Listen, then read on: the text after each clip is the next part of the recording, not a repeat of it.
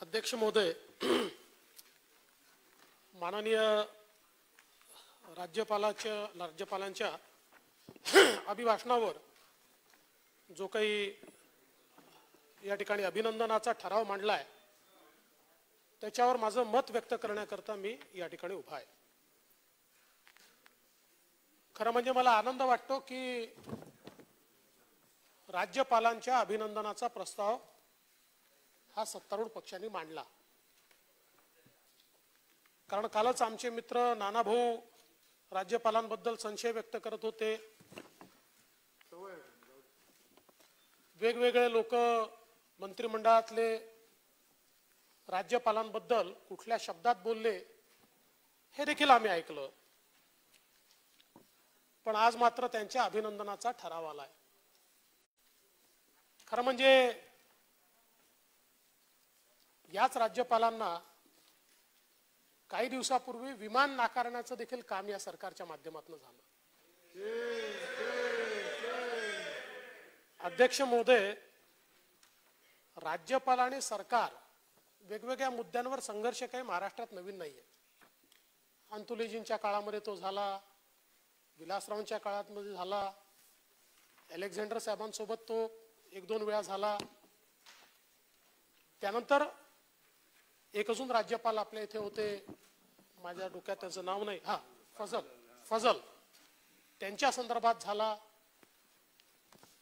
पण कधी अशी अवस्था आली नाही की राज्यपाल विमानात जाऊन बसल्यानंतर त्यांना सांगण्यात आलं की आता आम्ही तुम्हाला परवानगी दिलेली नाही, तुम्ही विमानातनं बाहेर उतरा।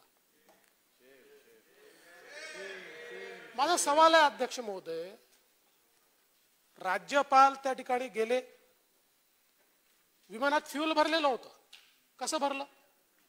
परवानगी नसताना फ्युएल कसं भरलं? परवानगी नसताना त्या ठिकाणी त्यांना बोर्डिंग पास कसा मिळाला? परवानगी नसताना एंट्री होऊन ते त्या विमानात जाऊन कसे बसले? अध्यक्ष महोदय, हे ठीक आहे की राज्यपालांमध्ये ना आपल्यामध्ये मतभेद असतील, पण मनाचा इतका कोतेपणा दाखवू नये, हा कोतेपणा आहे।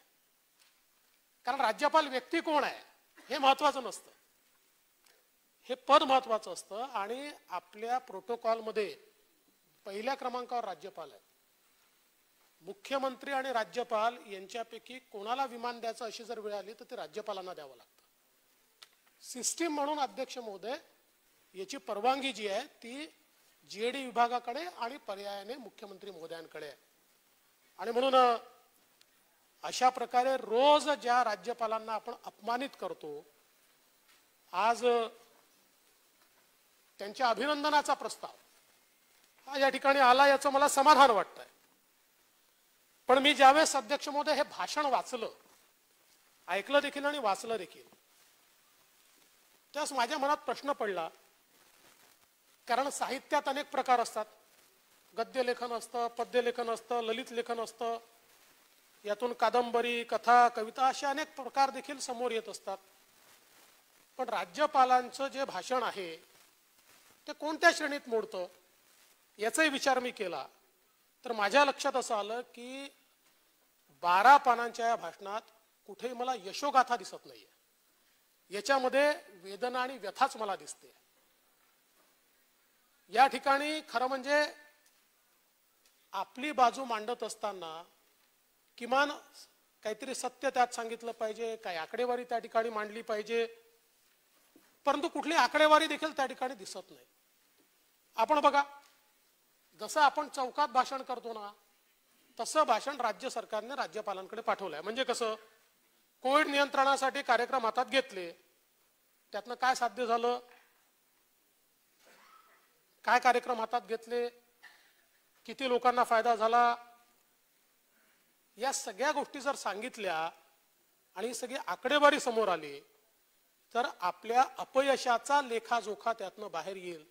हे राज्य सरकारच्या लक्षात आल्यामुळे खरं म्हणजे आपण बघा, प्रयोगशाळा उभारल्या, किती उभारल्या माहिती नाही, जम्बो हॉस्पिटल उघडले, किती उघडले ठाऊक नाही, त्याच्यामध्ये किती पेशंट आले त्याची काही कल्पना नाही, त्याची काय कॅपॅसिटी होती आणि किती लोकांना त्यात सामावून घेतलं माहिती नाही। अध्यक्ष महोदय, या जम्बो हॉस्पिटलचा किती लोकांना लाभ झाला, पेशंटला नाही म्हणत मी, किती कंत्राटदारांना लाभ झाला, कोणाकोणाची घरं भरली गेली, याचे थोडा लेखाजोखा जर याच्यामध्ये दिला असता तर अधिक चांगलं वाटलं असतं. औषध साधन सामुग्री किती दिली काही ठाऊक नाही. महात्मा फुले जीवनदायी योजनेचा लाभ दिला, किती लोकांना दिला ठाऊक नाही. आमचे माननीय मंत्री महोदय सातत्याने महात्मा फुले आरोग्यदायी योजनेत कोविडच्या लोकांना त्या ठिकाणी आम्ही लाभ दिला असं सांगतात, पण ज्यावेळेस माहितीच्या अधिकारात माहिती घेतली त्यावेळेस मात्र ते सांगतात त्याच्या 10% लोकांनाही फायदा झालेला नाही. आता शेवटी त्याच्यावर औरंगाबादच्या उच्च न्यायालयामध्ये केस दाखल झाली आणि औरंगाबाद उच्च न्यायालयाने, औरंगाबाद खंडपीठाने राज्य सरकारला विचारलं की तुम्ही जे म्हणताय ते तर दिसतच नाहीये, इतक्या लोकांची बिलं एवढी मोठी मोठी आमच्या समोर आहेत, तर नेमकी कोणाला याची मदत झाली हे तरी या ठिकाणी सांगा. खरं म्हणजे किती लोकांचे प्राण वाचले आणि किती लोकांना संक्रमित होण्यापासून वाचवलं, अशा प्रकारे काहीही याच्यामध्ये आपल्याला पाहायला मिळत नाही. पहिल्यांदा माझे कुटुंब माझी जबाबदारी, मग आता मीच जबाबदार, तर सरकारची काही जबाबदारीच नाही आहे. जी काही जबाबदारी आहे ती तुमची आहे. सरकार हात झटकून मोकळा आहे, आपली पाठ थोपटायला मात्र एकदम तयार आहे, पण बाकी सगळी जबाबदारी तुम्ही घ्या. म्हणजे मागच्या सुधीर भाऊनी सांगितलं ना की सगळी जबाबदारी तुमची आणि उरलेली जबाबदारी मोदींची, आमची काही जबाबदारीच नाही. अशा प्रकारची अवस्था ही या ठिकाणी खरं म्हणजे आपल्याला पाहायला मिळते. राज्यपालांचं अभिभाषण पुढच्या 1 वर्षामध्ये आम्ही नेमकं काय करणार आहोत, आमची दिशा काय आहे, या संदर्भातलं हे भाषण असलं पाहिजे. पण अध्यक्ष महोदय त्यात काहीच खरं म्हणजे आपल्याला पाहायला मिळत नाही. खरं तर मला असं वाटतं की केवळ शब्दांची रत्न अध्यक्ष महोदय लावून लोककल्याण साधता येत नाही. यमक जुळणारी भाषा हे यशाचं गमक असू शकत नाही, हे या निमित्ताने निश्चितपणे मला या राज्य सरकारला सांगायचं आहे. आज अध्यक्ष महोदय काय कोविडची परिस्थिती आहे, देशामध्ये एकूण मृत्यू किती, 1,57,157. ज्या महाराष्ट्राची लोकसंख्या देशाच्या 9% आहे त्या महाराष्ट्रातले मृत्यू आहेत 52,184. देशाच्या 33-34% मृत्यू एकट्या महाराष्ट्रात आहे. कशाची पाठ थोपटून घेतो आपण, कशाची पाठ थोपटून घेतो मला समजतच नाही. आमची तारीफ WHO ने केली, आता WHO काय ते आमच्या राऊत साहेबांनी सांगितलंय, म्हणजे मी त्याच्यावर काही बोलणार नाही. पण मला कधी कधी खरंच वाटतं की डॉक्टरचा सल्ला घेतो की कंपाऊंडरचा सल्ला घेतो, हा प्रश्न खरंच आहे या सरकारच्या संदर्भात मला विचारावासा वाटतो. एकूण अध्यक्ष महोदय महाराष्ट्रातले रुग्णसंख्या 21,61,447. म्हणजे आपण बघा जवळजवळ 25% आणि अनेक काळ तर ती 40% होती. देशाचे 40% रुग्ण हे महाराष्ट्रात, देशाच्या मृत्यूचे 35% मृत्यू हे महाराष्ट्रात. आणि कशाची पाठ आपण थोपटून घेतो. आणि आपण जर सक्रिय रुग्णांचं प्रमाण आजही बघितलं, आजही तर आज म्हणजे 1 मार्चचं आपण सक्रिय रुग्णांचं प्रमाण जर बघितलं तर देशाच्या 46% 46% सक्रिय रुग्ण हे आजही महाराष्ट्रामध्ये आहे. त्यामुळे अध्यक्ष महोदय या ठिकाणी खरं तर मी पहिल्यापासून सांगतोय की आपण चाचण्याच कमी करतोय. आणि आपण आर्थिक पाहणी अहवाल जर केंद्राचा बघितला तर त्यातही आलेला आहे कोणी किती चाचण्या केल्या आहेत. आपण बघा सप्टेंबरमध्ये आपण 88,000 चाचण्या करायचो, ऑक्टोबरमध्ये 17,000 करायचो, नोव्हेंबरमध्ये 62,000, डिसेंबरमध्ये 61,000, जानेवारीत 60,000 आणि फेब्रुवारीत 59,000. म्हणजे चाचण्यांची संख्या कमी कमी कमी कमी करत आपण आणली. आणि अध्यक्ष महोदय तरी देखील ही जी काही संक्रमणाची परिस्थिती आपल्याला पाहायला मिळते ही खरोखर आश्चर्यचकित करणारी आहे. आणि याच्यामध्ये काय चाललंय काही समजतच नाही. आता आपण बघा अमरावतीमध्ये पॉझिटिव्ह देण्याचं रॅकेट बाहेर आलं, नवी मुंबईमध्ये चाचण्या न घेताच पॉझिटिव्ह त्या ठिकाणी सांगण्यात आलं. आता खरं म्हणजे हे जी काही रुग्णसंख्या वाढते आहे ही रुग्णसंख्या खरोखर वाढली आहे की याच्यामागे काय नेमकं आहे असे प्रश्न याच्या माध्यमातून निर्माण होतात. म्हणजे त्या ठिकाणी अमरावती जिल्हा परिषदेच्या एका सदस्याने सांगितलं की त्यांनी चाचणी केल्यावर त्यांना फोन आला की सांगा रिपोर्ट कसा पाहिजे, पॉझिटिव्ह पाहिजे की निगेटिव्ह पाहिजे, आणि त्याच वेळी त्या अमरावतीमध्ये लॉकडाऊन करून टाकलं. मग हे कशाच्या भरोशावर लॉकडाऊन केलं अमरावतीमध्ये अध्यक्ष महोदय? ज्याला जे मनात येईल त्या ठिकाणी करतो. अध्यक्ष महोदय, लॉकडाऊन हे आपण ज्या काळामध्ये केलं त्या काळामध्ये व्यवस्था नव्हत्या, त्या काळामध्ये निदान नव्हतं, त्या काळामध्ये डेथ रेट जास्ती होता, आणि म्हणून त्यावेळेस लॉकडाऊन करणं आवश्यक होतं. पण आज ज्याच्या मनात आलं, कोणीतरी मंत्री जातो लॉकडाऊन करून टाका, कोणीतरी अधिकारी जातो लॉकडाऊन करून टाका. जणू काही लॉकडाऊन करायची अहमही काय. अरे मग लॉकडाऊन करताय तर त्या छोट्या व्यापाऱ्याला मदत करणार आहात का, त्या पानटपरीवाल्याला मदत करणार आहात का, त्या चहा ठेलेवाल्याला मदत करणार आहात का? नाही, कारण त्याचं कुटुंब त्याची जबाबदारी आणि तोच जबाबदार, त्याला कुठली मदत आम्ही करणार नाही. आणि उठून लॉकडाऊन मात्र करण्याकरता अध्यक्ष महोदय या ठिकाणी मात्र सगळे तयार बसलेत. या अमरावतीमध्ये कशा करता केलं मला तर समजत नाही अध्यक्ष महोदय. ज्याला जेव्हा जे वाटेल त्यावेळेस तशा प्रकारचं काम चाललंय. आता नवी मुंबईमध्ये 7,872 रुग्ण जेव्हा घरी ट्रेसिंग करता गेलं त्यांना माहितीच नव्हतं, त्यांची टेस्ट दाखवली गेली. म्हणजे या ठिकाणी कुठेतरी या कोविडमध्ये देखील मोठ्या प्रमाणात अध्यक्ष महोदय अशा प्रकारचा भ्रष्टाचार हा या ठिकाणी चाललेला आहे. आता आपण बघा, कोविडच्या संदर्भात आपण जर बघितलं तर कोरोना हाताळण्यात महाराष्ट्राची काय अवस्था आहे. देशाचा आर्थिक पाहणीचा अहवाल सादर झाला. देशामधलं डिपार्टमेंट ऑफ स्टॅटिस्टिक्स, जसं महाराष्ट्रातलं डिपार्टमेंट ऑफ स्टॅटिस्टिक्स हे अहवाल तयार करतं, तसं देशातलं डिपार्टमेंट देखील अशा प्रकारचा अहवाल तयार करतं. आणि हा अहवाल तयार करताना अतिशय स्पष्टपणे काय लक्षात आलं तर यांनी 3 राज्यांचा एकत्रित अध्यक्ष महोदय त्या ठिकाणी विचार केला. महाराष्ट्र, उत्तर प्रदेश आणि बिहार 3 राज्य का निवडले तर आपण असं म्हणतो ना की धारावीमध्ये का बरं जास्ती कोरोना, तर त्या ठिकाणी पॉप्युलेशनची घनता आहे म्हणून जास्त कोरोना. मग आता हे 14 किलोमीटरची जी घनता आहे ती या 3 राज्यात जास्त आहे. याच्यामध्ये देशाची घनता आहे 382, पण त्याच वेळी बिहारची घनता आहे 881, उत्तर प्रदेशची 690 आणि महाराष्ट्राची 365. म्हणजे बिहार आणि उत्तर प्रदेशच्या तुलनेत ती अर्धी आहे. पण हे 3 अधिक घनतावाले देशाचे राज्य आहेत. आता या तिन्ही राज्यांची ज्यावेळेस तुलना केली त्यावेळेस खरं म्हणजे आपण बघा, माझा जो आर्थिक पाहणीचा अहवाल आहे, ज्या प्रकारे महाराष्ट्राने हाताळणी केली ती योग्य प्रकारे केली असती तर आपण अध्यक्ष महोदय 9,55,000 आपल्या इथे रुग्ण कमी राहिले असते आणि 30,900 मृत्यू महाराष्ट्र वाचवू शकला असता. अशा प्रकारे हा अहवाल या ठिकाणी सांगतो. अशा प्रकारे अहवाल सांगतो 30,900 मृत्यू हे या ठिकाणी आपण वाचवू शकलो असतो. मग आता अध्यक्ष महोदय या मृत्यूंकरता जबाबदार कोणाला धरायचं, या मृत्यूकरता जबाबदार कोणाला धरायचं? आणि म्हणून हे स्पष्ट आहे कशा करता राज्यपालांच्या अभिभाषणामध्ये आपण आपली पाठ ठोकून घेतली आहे. देशामध्ये सगळ्या बाबतीत कोरोनामध्ये मागच्या क्रमांकावर अव्वल आपण आहोत. सगळ्यात वाईट कोरोनाची परिस्थिती आपल्याकडे आहे आणि तरी देखील आपण या ठिकाणी WHO नाव घेऊन आपली पाठ थोपटून घेतली आहे. बरं, या ठिकाणी सांगितलं की आम्ही सगळ्यात मोठं हॉस्पिटल विक्रमी वेळात तयार केलं ना, पण त्यात विक्रमी भ्रष्टाचार देखील झाला. मुख्यमंत्री महोदय, विक्रमी भ्रष्टाचार. आज तुम्ही बघा कुठल्याही प्रकारच्या, ठीक आहे आम्ही समजू शकतो की निविदा मागवणं कदाचित घाईचं असेल, त्यावेळेस मागवता आली नाही, परंतु निविदा न मागवता गाद्या, उशा, सलाईन 60-60 लाख रुपये खर्च केले.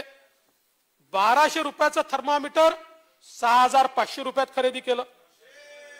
अध्यक्ष महोदय 2 लाखाच्या बेडशीट साठी, म्हणजे ज्याची खरेदी किंमत 2 लाख आहे, 8.5 लाख रुपये भाडं दिलं. 2 लाखात जे खरेदी करता आलं असतं त्याचं भाडं दिलं 8.5 लाख रुपये. अध्यक्ष महोदय पंख्याचं 90 दिवसाचं भाडं दिलं 9,000 रुपये. आता त्याच्यामध्ये अध्यक्ष महोदय किती पंखे विकत घेता आले असते? एवढंच नाही, 1000 प्लास्टिक खुर्च्यांचं भाडं 4.5 लाख रुपये. लाकडाचे 150 टेबलचं भाडं 6,75,000 रुपये. अध्यक्ष महोदय, काय काय घोटाळे या ठिकाणी सांगायचे. या जम्बो कोविड सेंटरच्या संदर्भात जर आपण त्यातले घोटाळे काढत राहिलो, त्याची पुस्तिका तयार केली आहे, उद्या पब्लिश करणार आहोत आम्ही. ती आम्ही मुख्यमंत्र्यांना प्रेझेंट करणार आहोत की हे जे तुम्ही जम्बो जम्बो सांगितलं ना रेकॉर्ड वेळेत, हा रेकॉर्ड वेळेतला भ्रष्टाचार आहे. याचं कुरण केलंय, चरलेले आहेत, खाऊन टाकलेलं आहे. अध्यक्ष महोदय, किती गेले त्याच्यामध्ये पेशंट? 50% तरी पेशंट होते का? तुम्ही पैसे किती दिले, करार कसे केले? आणि जम्बो नाही. अध्यक्ष महोदय, अनेक लोकांना कोविड सेंटर उघडण्याची मुभा दिली. कोणाकोणाला दिली जरा बघा. कोण आहेत ते, कोणाशी संबंधित आहेत, एकदा काढा. आणि त्या माध्यमातून जेवढं कुरण अध्यक्ष महोदय या ठिकाणी खऱ्या अर्थानं तयार झालं. मग त्या ठिकाणी डेड बॉडी बॅग्सचा घोटाळा झाला. 2200 रुपयाची बॅग अध्यक्ष महोदय, पण ती नाही, एक्सपोर्ट क्वालिटीची जी काही सीमेवर असते ती, असं सांगून अध्यक्ष महोदय 6,719 रुपयाची बॅग ही या ठिकाणी विकत घेण्यात आली. पीपी किटचा घोटाळ्यात अध्यक्ष महोदय. खरं म्हणजे या कोविडच्या काळामध्ये उभ्या महाराष्ट्रातल्या विविध जिल्ह्यांमध्ये जो काही मनमानी कारभार झाला ना कोविडच्या नावाने, तो खरं तर या ठिकाणी जर समोर आणला तर मला तर असं वाटतं की खऱ्या अर्थानं प्रेताच्या टाळूवरचं लोणी खाणं या शब्दाचा अर्थ काय आहे, तो अर्थ या ठिकाणी निश्चितपणे परिभाषित होईल. बरं, मजाची गोष्ट काय आहे तर कोविडच्या काळात माहितीचं डॉक्युमेंटेशन करायचं. आता हे माहितीचं डॉक्युमेंटेशन कोणी केलं पाहिजे? आरोग्य खात्याने केलं पाहिजे. आरोग्य खात्याचं काम आहे. नसेल आरोग्य खात्याने तर मेडिकल एज्युकेशनने ते केलं पाहिजे. पण अध्यक्ष महोदय, आमच्याकडे याचं डॉक्युमेंटेशन कोण करताय? रस्ते विकास महामंडळ. कोविडच्या संदर्भात अध्यक्ष महोदय एमएसआरडीसीचे अधिकारी त्याचे नोडल आहेत. सारखे साथीचे रोग भविष्यात आल्यास प्रभावी नियंत्रण करण्याच्या अनुषंगाने सर्व उपाययोजनांची प्रभावी डॉक्युमेंटेशन करण्यासाठी शासनाने खालीलप्रमाणे निर्णय केले आहेत. कोविड-19 बाबत करावयाच्या डॉक्युमेंटेशनची जबाबदारी व्यवस्थापकीय संचालक महाराष्ट्र राज्य रस्ते विकास महामंडळ यांच्यावर सोपवण्यात आली. आता ते रस्ते निश्चित चांगले बनवत असतील. नागपूर मुंबई हा हो शिंदे साहेब अतिशय चांगला आहे, पण शेवटी हे तेच झालं ना की कंपाऊंडरला डॉक्टरची जबाबदारी देणं. म्हणजे त्याच कॅटेगरीत ना. तुमच्याकडे आरोग्य विभाग आहे, तुमच्याकडे मेडिकल एज्युकेशनचा विभाग आहे, हे सगळे विभाग बंद. आणि या विभागाच्या ऐवजी कोण करणार डॉक्युमेंटेशन? एमएसआरडीसी. बरं, त्यांनी कोणाला दिलं ते कोण मला माहित नाही. कुठली तरी एक कंपनी आहे, त्या कंपनीला दिलं, त्या कंपनीला त्यांनी अपॉइंट केला. तर ती कंपनी कुठली, त्याचा काय अनुभव आहे? त्याचा आरोग्यात काहीतरी अनुभव आहे का? काही अनुभव नाहीये. जे काम करतायत कुठलाही अनुभव त्यांना नाहीये. म्हणजे हे काय खेळ खंडोबा आहे? जे मनात आलं ते या ठिकाणी अध्यक्ष महोदय खरं म्हणजे चाललेलं आहे.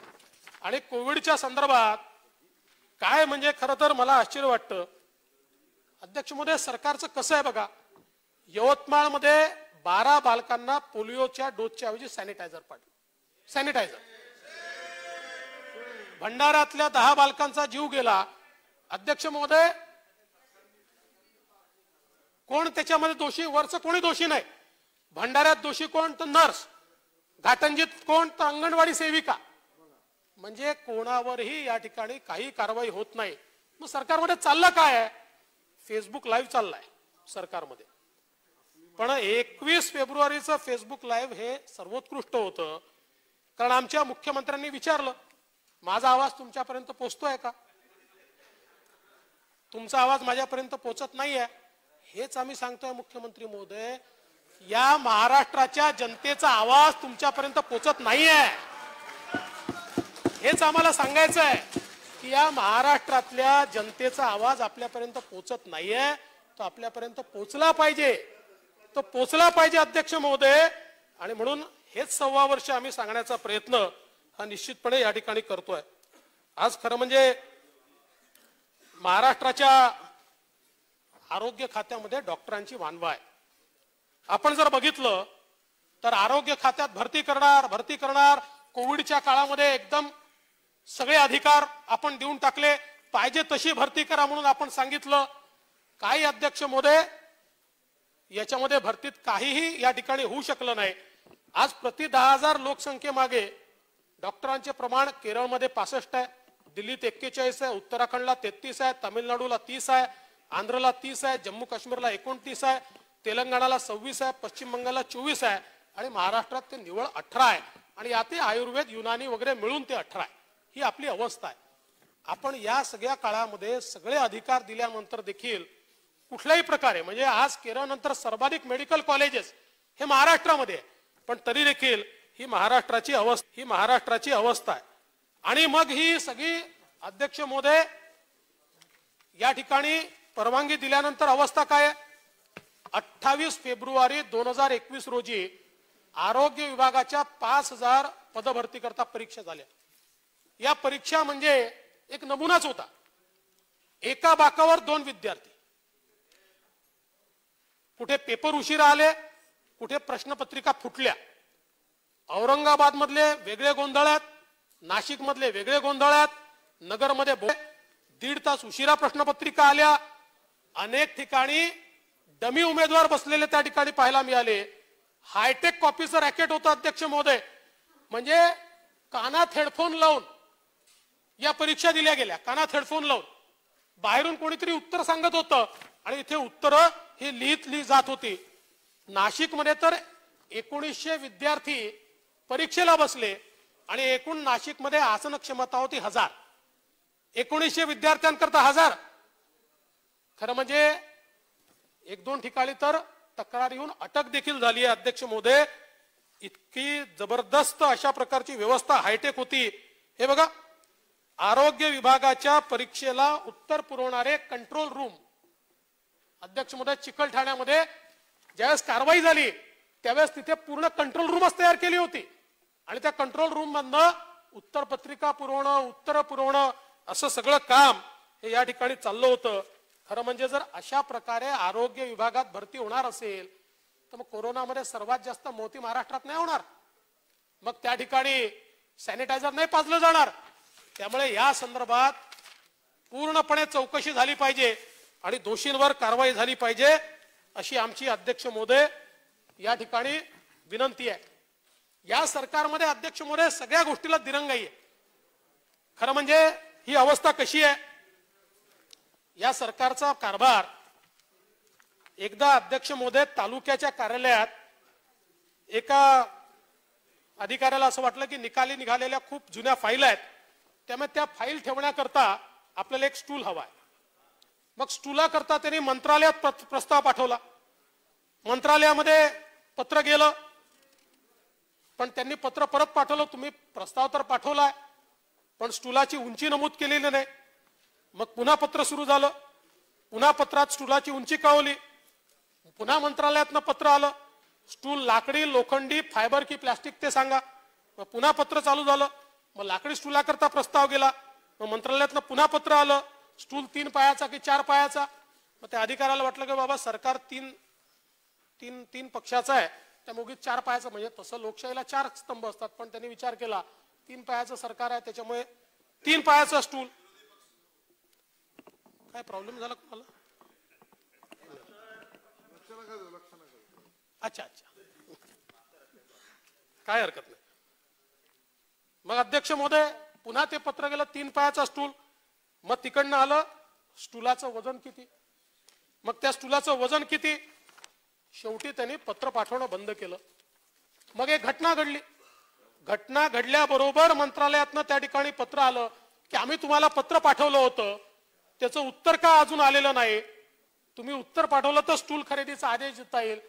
त्याच्यावर त्यांनी उत्तर पाठवलं की तुम्हाला इतकी पत्र पाठवली की त्याचा गठ्ठाच असा तयार झाला आहे की आता स्टूलाची आवश्यकता नाहीये, तोच गठ्ठा आम्ही वापरतोय। ही अवस्था अध्यक्ष महोदय।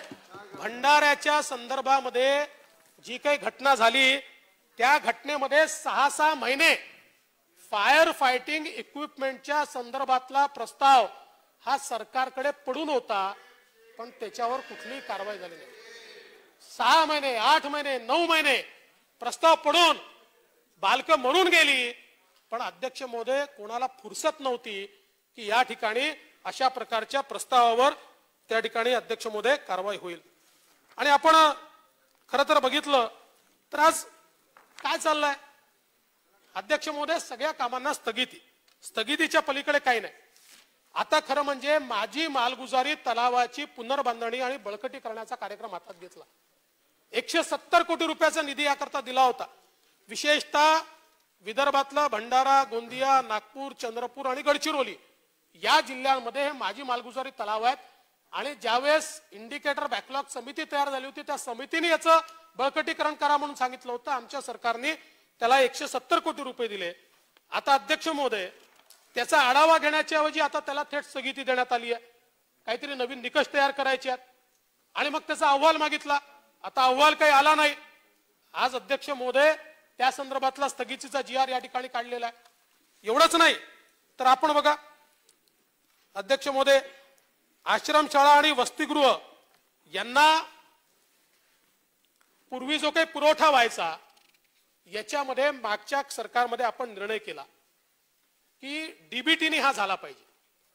आणि मग डीबीटीने हा झाला पाहिजे या संदर्भातला निर्णय झाल्यानंतर अध्यक्ष महोदय त्याचा आढावा घेण्याकरता मुंबई विद्यापीठाच्या Mumbai school of economics and public policy यांना त्रयस्थ संस्था म्हणून त्या ठिकाणी नेमण्यात आलं आणि त्यांनी या डीबीटीच्या सिस्टीमचा संपूर्ण आढावा घेतला. त्यांनी आढावा घेतल्यानंतर त्यांनी काय सांगितलं, योजनेच्या अंमलबजावणीतल्या अडचणी समजून घेण्याकरता आढावा होता. 112 आश्रमशाळातील 10,411 विद्यार्थी, त्यांचे पालक आणि शाळेतील शिक्षक, मुख्याध्यापक यांच्या सर्वांच्या मुलाखतीच्या माध्यमातून अहवाल तयार झाला. 90% विद्यार्थी आणि पालकांनी योजनेस पसंती दर्शवली असं त्या अहवालात आलेलं आहे. आणि अध्यक्ष महोदय 90% लोकांनी, आणि छोटं नाही, 112 आश्रमशाळा, 10,411 विद्यार्थी आणि पालक, इतकं मोठ्या सॅम्पल साईज मध्ये डीबीटीच्या संदर्भात अध्यक्ष महोदय 90% लोकांनी हे चांगलं आहे म्हणून सांगितलं. पण काही लोकांना डीबीटी आली की त्यांची दुकानदारी बंद होते, खरेदी बंद होते. आणि म्हणून या सरकारने काय केलं, पुन्हा एकदा त्याचा अभ्यास करण्याकरता, म्हणजे हा जो अहवाल आला या अहवालाचा अभ्यास करण्याकरता एक समिती नेमली आणि ती समिती नेमून डीबीटीला पुन्हा स्थगिती देण्याचं काम या सरकारच्या माध्यमातून झालंय. अरे गरीबाचा पैसा आहे, आदिवासीचा पैसा आहे, हा डायरेक्ट त्याच्या खिशामध्ये चाललाय अध्यक्ष महोदय. आणि 90% लोक जर त्याला सांगतायत चांगलं आहे, आणि त्रयस्थ संस्था साधी संस्था नाही आहे, मुंबई स्कूल ऑफ इकॉनॉमिक्स आहे, मुंबई विद्यापीठाची एक क्रेडिबल संस्था आहे, ज्या संस्थेने केलेला अहवाल आहे. पण अध्यक्ष महोदय त्या आदिवासीचा घास देखील अध्यक्ष महोदय खायचा आहे. आणि मागणी कोणाची आहे, डीबीटी नको, पॅरासाइट्सची मागणी आहे. या डीबीटीमुळे सगळ्यात मोठा प्रश्न काय झाला अध्यक्ष महोदय, हॉस्टेलमध्ये जे विद्यार्थी नसलेले राहत होते त्यांना हॉस्टेल सोडून जावं लागलं. जो मोर्चा निघाला होता त्यावेळेस सगळ्यांच्या लक्षात आलं मोर्चामध्ये एकही विद्यार्थी नव्हता, सगळे पॅरासाइट्स होते. पण कुठेतरी या थेट त्याच्या खात्यात पैसे गेल्यामुळे त्यातला मलिदा आता आपल्याला मिळत नाही. म्हणून या ठिकाणी ही डीबीटी बंद करण्याचं काम केलं. आता आदिवासींचं एवढं नाव, आमचे नानाभाऊ नवीन नवीन अध्यक्ष झाले आहेत आणि त्यांचं मी त्या ठिकाणी प्रेस वाचली आणि त्याच्यामध्ये सांगितलं की आपल्याला सगळ्यात महत्वाचं आदिवासींकडे लक्ष द्यायचं आहे. मला मोठा आनंद वाटला. काय अवस्था अध्यक्ष महोदय, खावटीच्या योजनेच्या संदर्भात काय अवस्था या ठिकाणी केली. वर्ष निघून गेलं, 1 वर्ष, खावटी कधी द्यायची, वर्ष निघून गेल्यावर खावटी द्यायची. अध्यक्ष महोदय या ठिकाणी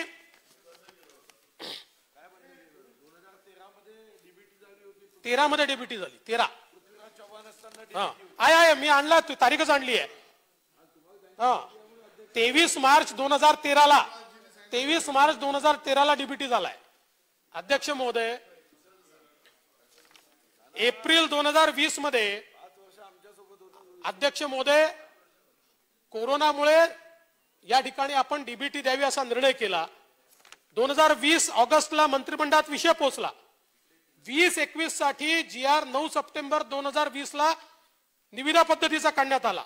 2 वेळा निविदांना मुदतवाढ देण्यात आली. त्यानंतर एक समिती तयार झाली. त्या समितीने सांगितलं की हे निविदा वगैरे काढण्याचं कारण नाहीये. या सरकारच्या समितीने सांगितलं निविदा काढण्याचं कारण नाहीये, निविदा प्रक्रिया रद्द करा आणि 2,000 रुपये आणि 4,000 रुपये थेट खात्यामध्ये द्या, थेट खात्यामध्ये द्या. कोणी सांगितलं, या सरकारने तयार केलेल्या समितीने सांगितलं. तरी त्या समितीला आणि मंत्रिमंडळाला बाजूला ठेवून 4 डिसेंबर 2020 ला पुन्हा निविदा शुद्धीपत्रक निघालं. आता हा अधिकार कोणी दिला यांना? मंत्रिमंडळापेक्षा मोठे आहेत, सुकाणू समितीपेक्षा मोठे आहेत. आणि अध्यक्ष महोदय, काही खास लोकांना एक काम मिळालं पाहिजे म्हणून त्याची एवढी अमहिका तयार झाली आणि त्याचा परिणाम काय झाला?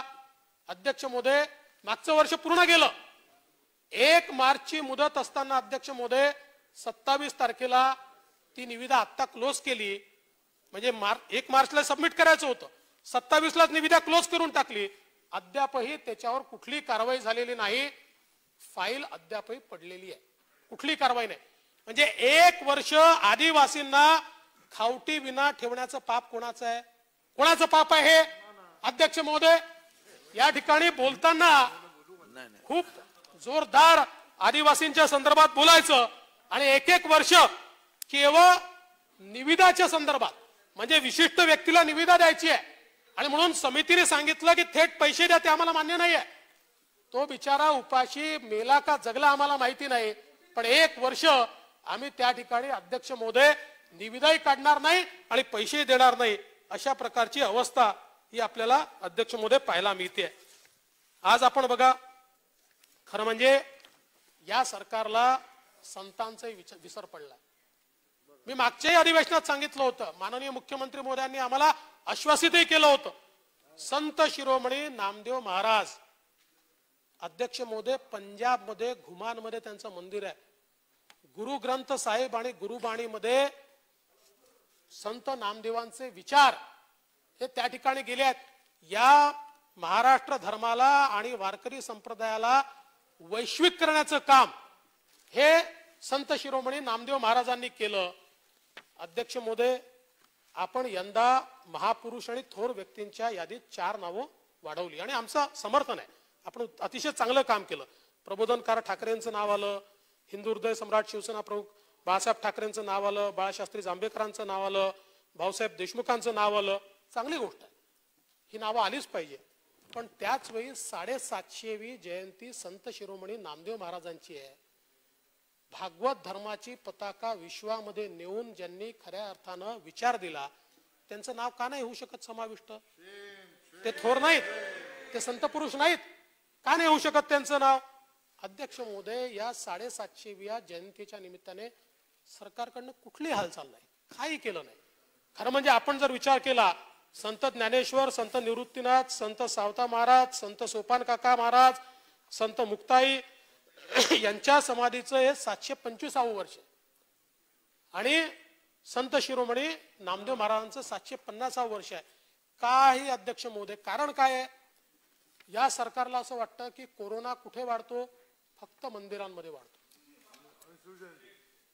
शिवजयंती आणि मंदिरं यातनच कोरोना वाढतो. म्हणजे खरं म्हणजे मला स्टॅटिस्टिक्स कधीतरी द्यावं की कुठल्या मंदिर उघडल्यामुळे तुम्हाला कोरोना. आणि मी मंदिर ज्यावेळेस म्हणतोय त्यावेळेस केवळ मंदिर नाही, मी धार्मिक स्थळांचा विचार करतोय. सगळ्या धर्माचे कुठे वाढलं आणि देशभरामधली धार्मिक स्थळ उघडली, कुठे वाढला नाही. आणि महाराष्ट्रात कोरोना वाढला, का वाढला? तुम्ही धार्मिक स्थळ उघडायला लावली म्हणून वाढला.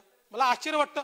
पब चालू शकतात, दारूची दुकानं चालू शकतात, हॉटेल चालू शकतात, सिनेमागृह चालू शकतात, त्यांनी होत नाही. राजकीय मेळावे चालू शकतात.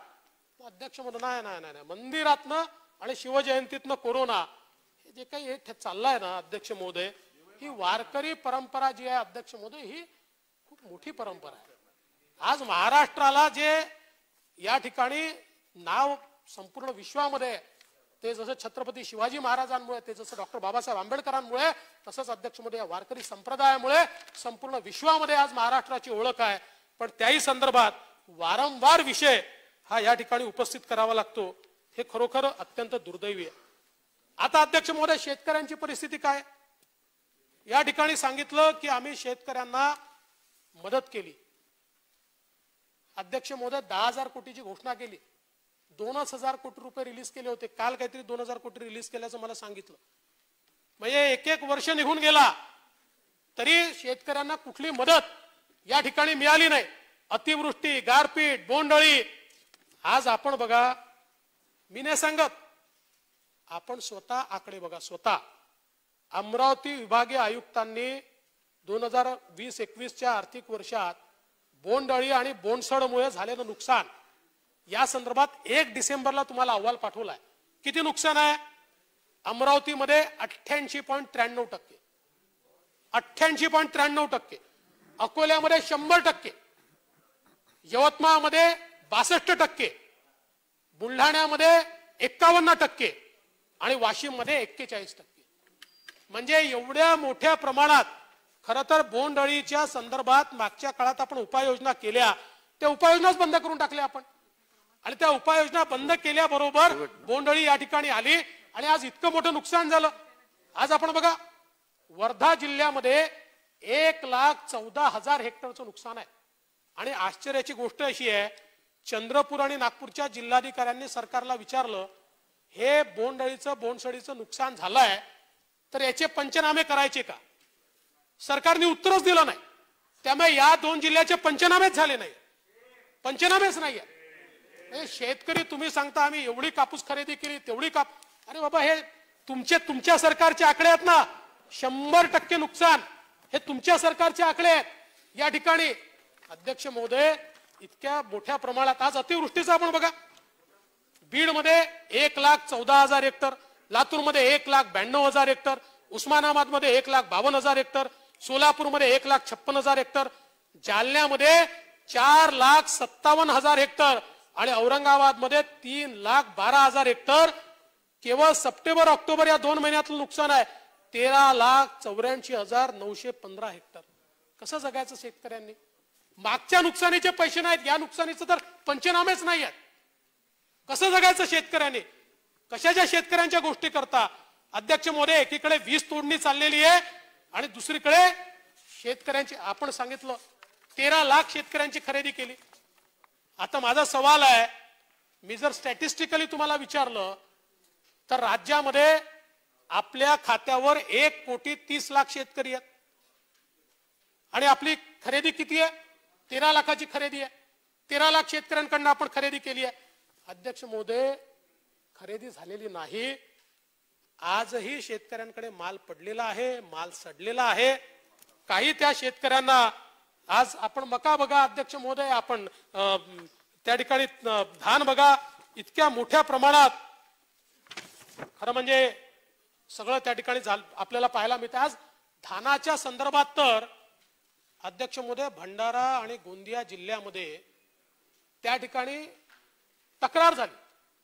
तक्रार झाल्यानंतर माझ्याकडे कॉपी आहे त्याची, मी दाखवतो आपल्याला. 110 मिल मधनं सॅम्पल घेतले, 110 सॅम्पल घेतले. या 110 सॅम्पल पैकी 100 सॅम्पल खाण्यास योग्य नाही असे आले. 100 सॅम्पल म्हणजे काय केलं या ठिकाणी अध्यक्ष महोदय? हा माल बाजूच्या छत्तीसगड मधनं एफसीआयच्या गोडाऊन मधनं हा सगळा खराब झालेला माल, आपला जो माल होता तो माल ओपन मार्केटमध्ये विकून टाकला.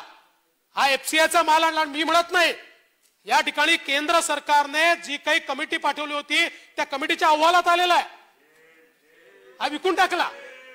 आणि अध्यक्ष महोदय, त्याच्यावर कारवाई करा असं ज्यावेळी केंद्र सरकारने आपल्याला सांगितलं, त्यावेळी कारवाई करायच्या ऐवजी आपण त्यांना काय सांगितलं? आपण त्यांना सांगितलं की हे बघा, हे माझ्याकडे त्याचे पत्रच आहे. आपण त्यांना सांगितलं, ठीक आहे, तुमची थोडी चूक झाली, तुम्ही आता माल बदलून द्या. हा माल बदलून द्या म्हणजे काय? आमचा माल कुठे गेला? जो इथनं प्रोक्युअर झालेला माल कुठे गेला?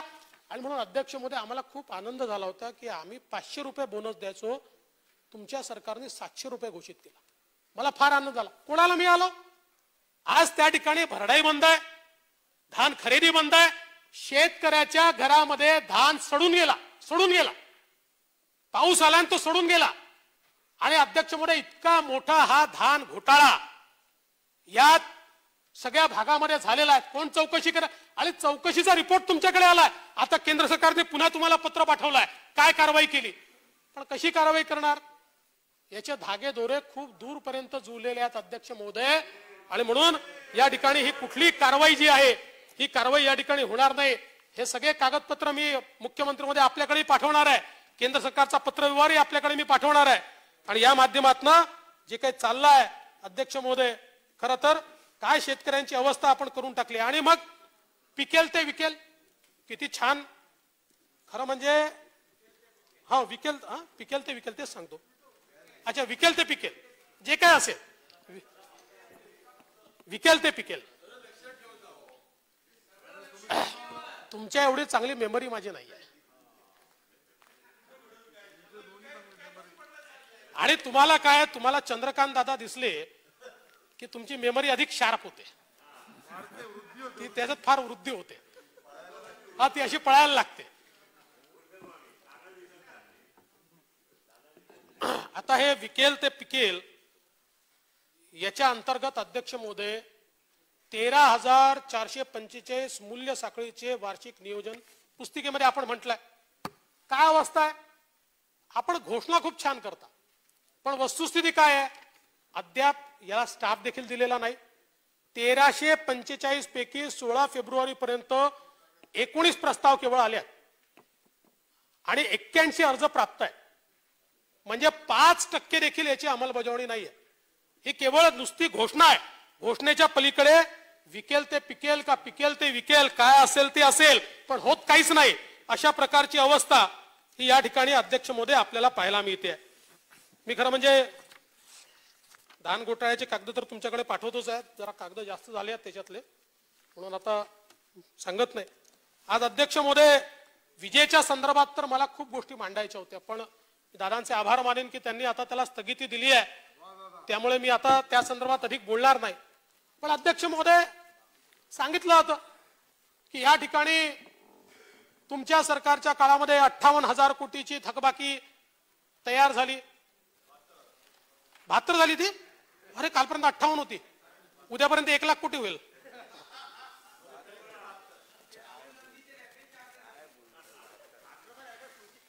तुम्हाला आकडे पक्के माहिती असतात.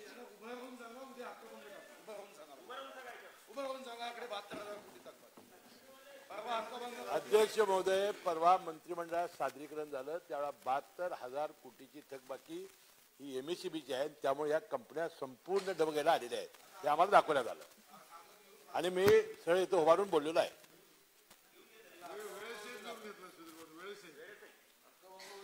अध्यक्ष महोदय,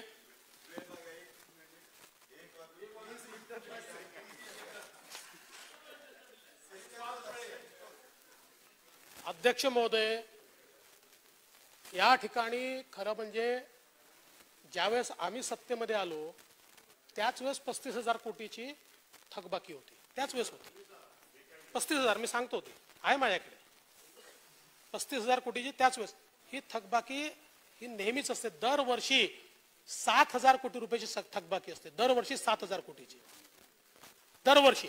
अध्यक्ष महोदय, 5 वर्षातले 4 वर्ष दुष्काळाचे होते आणि हेच मुश्रीफ साहेब इकडे बसायचे आणि रोज म्हणायचे वीज बिल वसूल करू नका, वीज बिलाला स्थगिती द्या, वीज बिलाला स्थगिती द्या.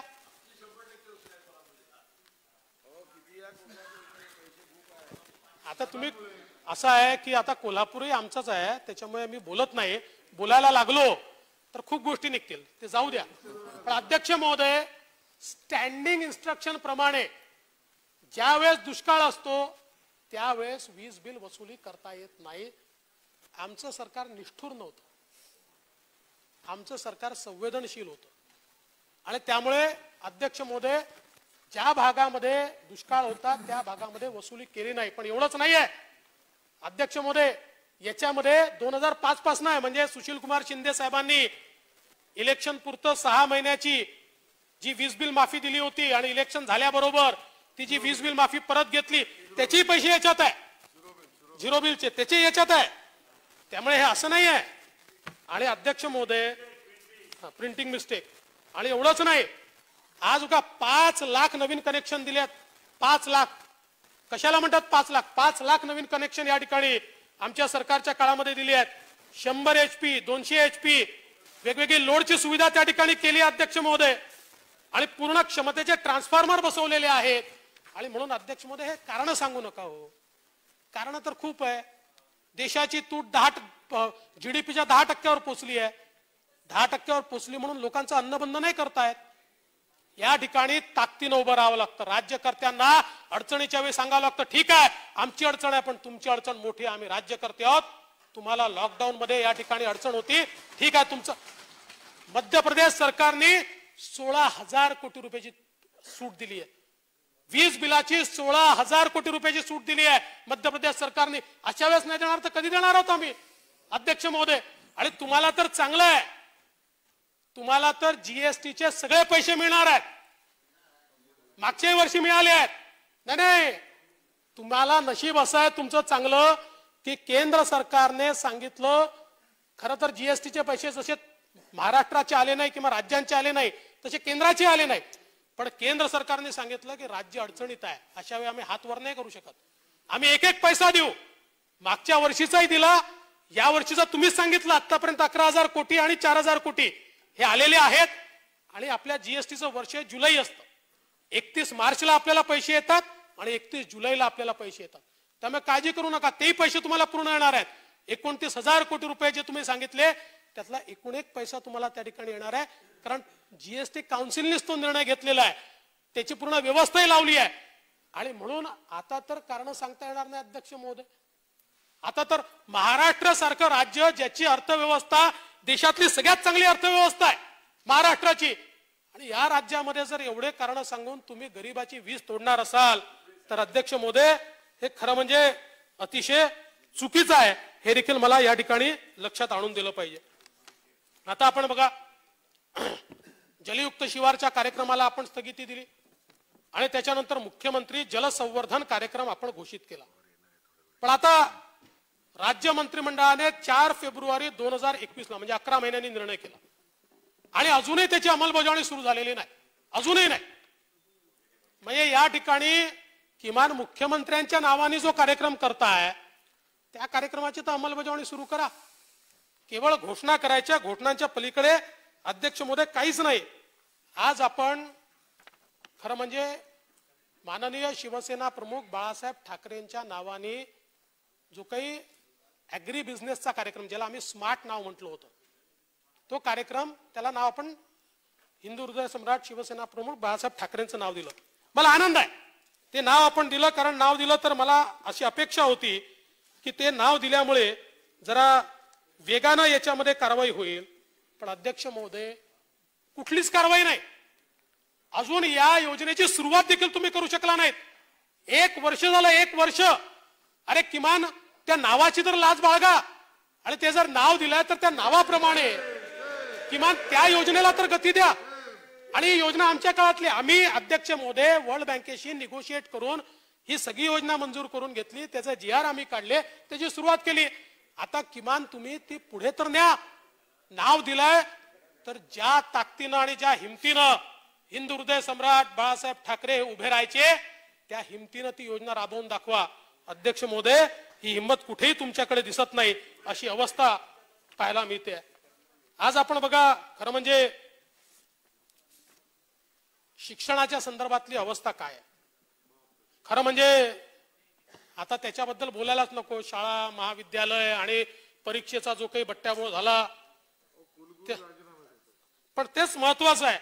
आज अध्यक्ष आम्हाला समजलं पाहिजे की अचानकपणे 2 कुलगुरूंनी राजीनामा का दिला. राजीनाम्यात तर त्यांनी सांगितलंय की कोणी तब्येतीचं कारण सांगितलंय, कोणी खासगी कारण सांगितलंय, पण माध्यमातून जे आम्हाला वाचायला मिळतं आणि ते कुलगुरू जे खासगीत सांगतात ते असं सांगतात की आमच्यावर प्रेशर येत आहे. अध्यक्ष महोदय हे बघा, पगार विभागातनं काम मात्र मंत्र्यांच्या ताफ्यात, पगार काय काय काय, अरे बापरे खूपच गोष्टी, आता एवढ्या नाही सांगत मी, तुम्ही नंतर वाचून दाखवाय, खूपच आहे. अध्यक्ष महोदय असं कधी हस्तक्षेप होत नव्हता.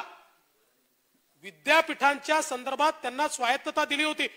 विद्यापीठाचे टेंडर कोणाला द्यावी हे मंत्री ठरवतील, कोणाला जागा द्या हे मंत्री ठरवतील. म्हणजे तुम्हाला या ठिकाणी अध्यक्ष महोदय आपले कार्यक्रम करायचे आणि त्याकरता विद्यापीठाला वेठीस धरायचं, हे जे काही अध्यक्ष महोदय चाललेलं आहे कुठेतरी हे बंद झालं पाहिजे, असं अध्यक्ष महोदय माझं स्पष्ट मत आहे. आज खरं म्हणजे मला एक गोष्ट विचारायची आहे मंत्री महोदय, मुख्यमंत्री महोदय, आमच्या मित्राचा फोन नेमका कोण टॅप करताय? डॉक्टर जितेंद्र आव्हाडांचा फोन हा नेमका कोण टॅप करताय हे आम्हाला अध्यक्ष महोदय पाहिजे. अध्यक्ष महोदय, 21 फेब्रुवारी 2021 ला रात्री 1:31 डॉक्टर जितेंद्र आव्हाड यांनी ट्वीट केला, I strongly feel that my phone is being tapped specially WhatsApp by some agency. आणि मग अध्यक्ष महोदय सकाळपर्यंत ट्वीट त्यांनी डिलीटही केला. नेमकं काय आहे, कोण हे करताय? अध्यक्ष महोदय, कायदा आणि सुव्यवस्थेच्या संदर्भात राज्याची स्थिती काय आहे ही बोलण्यासारखीच नाहीये. खरं तर जी काय घटना या ठिकाणी घडली, श्री संजय राठोड मंत्री आमचे मित्र आहेत. अध्यक्ष महोदय, एखाद्या सोबत 20-20 वर्ष काम केल्यानंतर त्यांच्याबद्दल बोलतानाही मनाला त्रास होतो, काय आनंद होत नाही. किंवा अशा प्रकारच्या घटना या ठिकाणी मांडताना कुठेतरी आपल्याला सत्तारूढ पक्षावर कोटी करता येते ही भावना देखील असत नाही. कारण आम्हाला हे समजतं की अध्यक्ष महोदय, एखाद्याचं राजकीय आयुष्य तयार होण्याकरता जन्म चालला जातो आणि ते उद्ध्वस्त व्हायला काही वेळ लागत नाही. पण आज परिस्थिती या ठिकाणी काय आहे? आज अध्यक्ष महोदय, हे जे काही पूजा चव्हाण प्रकरण घडलं, 20 दिवस या प्रकरणाच्या संदर्भात कुठलीच कारवाई होत नाही. आपण बघा, 11 ऑडिओ क्लिप, 12 आल्यानंतर 12 ऑडिओ क्लिप, या ऑडिओ क्लिप मध्ये जेवढे पुरावे आहेत यापेक्षा जास्त पुरावे काय पाहिजे? कुठल्याही गुन्ह्यामध्ये इतके थेट पुरावे कधीच असत नाहीत, कधीच असत नाहीत. हे थेट पुरावे आहेत. आणि इतके थेट पुरावे असताना देखील जर तुमचे पोलीस काम करत नसतील, माझी तर मागणी आहे की त्या वानवाडी पोलीस स्टेशनचे ते जे काही पीआय आहेत त्यांना तात्काळ सस्पेंड केलं पाहिजे. अध्यक्ष महोदय, या महाराष्ट्रातल्या पोलिसांचा आम्हाला अभिमान आहे, पण पोलिसांनी इतकी लाचारी कधी स्वीकारली नव्हती. इतका दबाव सरकारचा, 12 क्लिप तुमच्याकडे आहेत, फोन तुमच्याकडे आहे. यवतमाळच्या घटनेचं जे काही त्या ठिकाणी मेडिकल कॉलेजमध्ये झालंय त्याची लिंक तुमच्याकडे आहे. सगळे टावर लोकेशन तुमच्याकडे आहे. कोण कुठे भेटलं याची माहिती तुमच्याकडे आहे. अरुणचा जबाब तुमच्याकडे आहे. या सगळ्या गोष्टी तुमच्याकडे आहे. आणि तुम्ही साधं त्या संदर्भात एक FIR नोंदवत नाही, आई वडील नोंदवत नाही म्हणून सांगता. अध्यक्ष महोदय, बोलूया. हो हो हो, नक्की नक्की नक्की नक्की.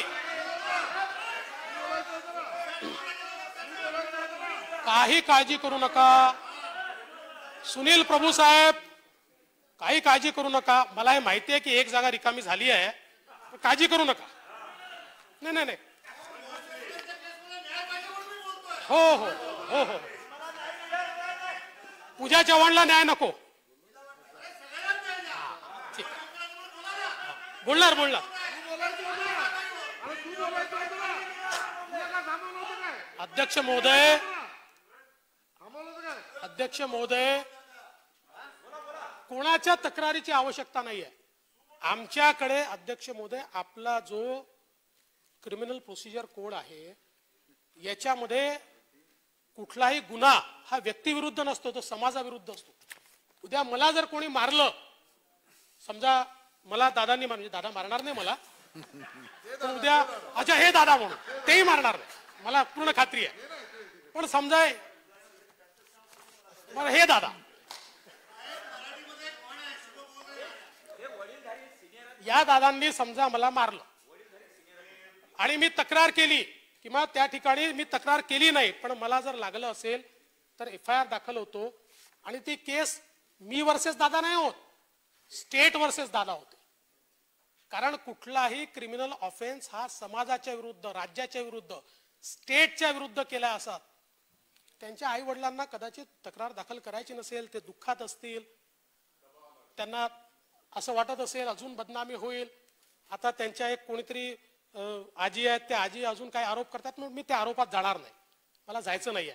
किंबहुना त्यांचं जे पत्र आलं त्या पत्रावरचे सुवाच्य अक्षर आणि त्याच्यावर टाकलेली तारीख, याच्यातली विसंगती, या सगळ्या गोष्टीत मला जायचं नाही. आपण यात जाऊच नाही. पण अध्यक्ष महोदय, नाही पोलिसांना, पण अध्यक्ष महोदय 20-20 दिवस एक अशा प्रकारचा मृत्यू होतो, त्याच्यामध्ये एक संशयित अबॉर्शनची केस येते जी पण इलिगली झालेलं, म्हणजे ती कोण आहे? पूजा राठोड, जिचं अबॉर्शन झालं. कोण आहे ती? नांदेडचा पत्ता आहे. कसं तिला दाखल करून घेतलं? कोणी दाखल करून घेतलं? ज्याची ड्युटी नाही त्यांनी का दाखल केलं? ज्याची ड्युटी नाही त्यांनी का अबॉर्शन केलं? तो नांदेडचा पत्ता सापडत का नाहीये? कुठलेही कागदपत्र का मागितले नाही? हे सगळे प्रश्न या ठिकाणी उपस्थित होत आहेत. आणि म्हणून अध्यक्ष महोदय, आमची या ठिकाणी एवढीच मागणी आहे की या संदर्भात पीसीपीएनडीटी ऍक्ट आहे, काही पाहिलं गेलं नाहीये, काही नाही. पण या ठिकाणी अध्यक्ष महोदय, आमची अपेक्षा एवढीच आहे, याची चौकशी झाली पाहिजे. आजही मुख्यमंत्री महोदय म्हणाले की राजीनामा फ्रेम करायला ठेवला नाहीये, पण मला माहित नाही त्यांनी तो पाठवला की नाही, वाटत तर नाही, म्हणजे अजून काही कुठे ऐकायला मिळाला नाही. कदाचित फ्रेम करायला ठेवला असेल तर मला माहिती नाही, पण ती वेगळी गोष्ट आहे अध्यक्ष महोदय. पण या ठिकाणी इतकी भयानक घटना आणि अशा प्रकारच्या ऑडिओ क्लिप्स असताना अध्यक्ष महोदय, तुम्ही पोलिसांवर दबाव आणून त्यांना कदाचित वाचवून घ्याल, पण तुम्ही झोपू नाही शकणार रात्री, हे तुम्हाला सांगतो. रात्री झोप येणार नाही तुम्हाला.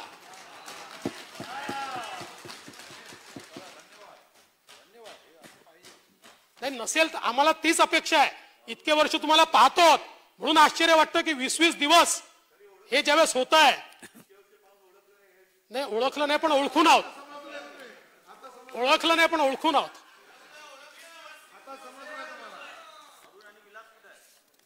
आणि त्यामुळे अध्यक्ष महोदय, मी पुन्हा सांगतो, अध्यक्ष महोदय, आमच्या एका मित्राच्या संदर्भात, आमच्या सहकाराच्या संदर्भात इथे बोलत असताना वेदना होते. पण अध्यक्ष महोदय, या राज्याचा विरोधी पक्षनेता म्हणून ही जबाबदारी माझ्यावर टाकण्यात आली, ही जबाबदारी आहे माझ्यावर, मी त्यातनं दूर जाऊ शकत नाही. आज तुम्ही सांगा की तो जो महबूब शेख आहे केवळ राष्ट्रवादीचा कार्यकर्ता म्हणून त्याच्यावर कारवाई नाही. मला नियम सांगा की ज्याच्या विरुद्ध एफआयआर झाला, ज्याच्या विरुद्ध अशा प्रकारचा एफआयआर झाला आणि एफआयआर झाल्यानंतर ती महिला वारंवार समोर येऊन सांगते की अध्यक्ष महोदय, या ठिकाणी माझ्यावर याच व्यक्तीने बलात्कार केलाय. पण काय अवस्था हो, डीसीपी डिफेंड करायला. आणि मला तर आश्चर्य वाटतं, मग लग्नात नवरा नवरीचं नाव घेताना जसं लाजतात ना, तसं त्या डीसीपींना विचारत होते पत्रकार, अक्युज कोण आहे? तो असा लाजत होता जणू काही बायकोचंच नाव घ्यायचंय. नाही ते तर आहेच ना, मग ते तुम्ही बघूनच घ्या ना, ते तर त्यात लिहिलंच आहे ना. काय आश्चर्य आहे होय, काय चाललंय इतका दबाव? अध्यक्ष महोदय, असं नाही आहे. कुठल्याही पक्षाचा असो, आमच्याही पक्षात चुकू शकतात लोक, कोणाही पक्षात चुकू शकतात. म्हणजे त्याचं काही ते चुकले म्हणजे काय तो पक्ष चुकला असं होत नाही. पण जर आपण सत्ता पक्षाला वेगळा न्याय आणि विरोधी पक्षाला वेगळा, मग कशा करता शक्ती कायदा हवाय? कशा करता हवाय? आज धनंजय मुंडेंच्या केसमध्ये ठीक आहे, त्या महिलेने आपली तक्रार वापस घेतली, पण प्रश्न तर उपस्थित झालेच ना, त्याही वेळेस झाले ना प्रश्न. मग अध्यक्ष महोदय, शक्ती कायद्याच्या माध्यमातून या ठिकाणी आम्ही कायदा करतोय आणि मग शक्ती कायद्यात एक ओळ टाका की सत्ता पक्षाकरता वेगळे नियम असतील, विरोधी पक्षाकरता वेगळे नियम असतील, जनतेकरता वेगळे नियम असतील, सर्वसामान्यांकरता वेगळे नियम असतील. हे जे काही चाललंय ना अध्यक्ष महोदय, हे काही योग्य नाहीये. आणि म्हणून आपण बघा, आज महिला सुरक्षेच्या संदर्भात सेमाडो मेळघाट मध्ये पोलिसांनी छापा टाकला. महाकाली मुलींच्या वसतिगृहात मद्याचा कारखाना त्या ठिकाणी निघाला अध्यक्ष महोदय. आणि टाळेबंदीच्या काळात हा कारखाना, आणि आता तर खरं म्हणजे सुधीर भाऊ, तुम्ही खूप चांगल्या मानसिकतेतनं चंद्रपूरला दारूबंदी केली, पण आता तुम्हाला देखील पछतावा होत असेल की का मैंने ये क्यों किया. याचं कारण आज अध्यक्ष महोदय, कॉर्पोरेटायझेशन, अवैध दारूचं कॉर्पोरेटायझेशन नेत्यांच्या माध्यमातून झालेलं आपल्याला पाहायला मिळत आहे. आज दारू वर्धा जिल्हा असेल, चंद्रपूर जिल्हा असेल, गडचिरोली जिल्हा असेल, साहेब तुम्हाला मी दरच सांगतो, दरपत्रक आहे माझ्याकडे, दरपत्रक कोणी किती घेताय. म्हणजे दादा तुम्ही जे म्हणाला होतात ना की आम्ही तिथे दारू पुन्हा सुरू करू, तुम्हाला नाही सुरू करू देणार. त्यावेळेस सगळे एकत्रित येऊन दारूबंदीचे पुरस्कर्ते बनतील, पण तुम्ही लक्षात ठेवा, दारूबंदीचे पुरस्कर्ते नाही आहे ते, हे माल पाण्याचे पुरस्कर्ते आहे. हे मालपाणी मिळून राहिला सगळ्यांना. अध्यक्ष महोदय, अवैध वाळू आज तर अवस्था अशी आहे, अनेक जिल्ह्यांमध्ये वाळूचे जे घाट आहेत ना, या घाटाचं ऑक्शन होत आहे, पण सरकार नाही करत आहे. नेते बसून करतायत, नेते बसतायत आणि बोलवतायत, आणि मग जो सगळ्यात जास्त बोली लावेल त्याला घाट दिला जातोय. पण कसं याच्यावर कारवाई होईल? अध्यक्ष महोदय, जर आपण बढत्या आणि नियुक्त्यांमध्ये आणि बदल्यांमध्ये या ठिकाणी प्रचंड भ्रष्टाचार केला, तर जो इन्व्हेस्टमेंट करतो ना, तो रिटर्न आणण्याकरता त्या ठिकाणी चाललाय, तो त्या ठिकाणी रिटर्न आणण्याकरता चाललाय, तो तुम्हाला ऐकणार नाही आहे, तो मंत्र्याचं ऐकणार नाही आहे. त्याला हे माहिती आहे की मला जे लावलाय त्याच्या 4 पट या ठिकाणी आणायचं आहे. इतकी भयानक परिस्थिती अध्यक्ष महोदय आज आपल्याला पाहायला मिळते आहे, आणि असे हे लोक सातत्याने फिरून राहिले आहेत. महबूब शेख देखील मला तर आमचे जयंतराव पाटलांच्या त्या कुठल्या यात्रेमध्ये त्यांच्या सोबत तो दिसला, वाढदिवस साजरा केला.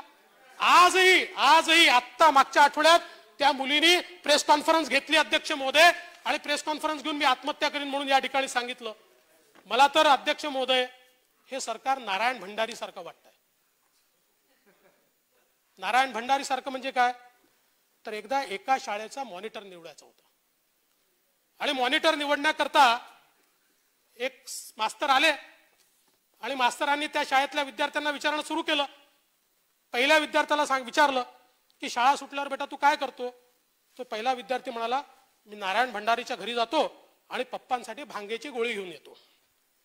दुसरा विद्यार्थी होता, त्याला विचारलं, तो म्हणाला, मी नारायण भंडारीच्या घरी जातो आणि माझ्या वडिलांकरता हातभट्टीचा खंबा घेऊन जातो. तिसऱ्या विद्यार्थ्याला विचारलं, तो म्हणाला, मी नारायण भंडारीच्या घरी जातो आणि बाबांच्या चिलमीत गांजा भरून घेऊन जातो. गुरुजी प्रचंड नाराज झाले. एक चांगला पोरगा बसला होता, त्याला विचारलं. त्या चौथा मुलगा म्हणाला, मी घरी जातो, हातपाय धुतो, थोडं खातो, देवाजवळ दिवाबत्ती करतो, प्रार्थना स्तोत्र म्हणतो, अभ्यास करतो, आई वडिलांना थोडी मदत करतो, आणि त्यानंतर मी माझं सगळं काम करतो. गुरुजी आनंदित झाले, म्हणाले, वर्गाचा मॉनिटर यालाच करायचा आहे. काय नाव आहे बेटा तुझं? मुलगा म्हणाला, नारायण भंडारी.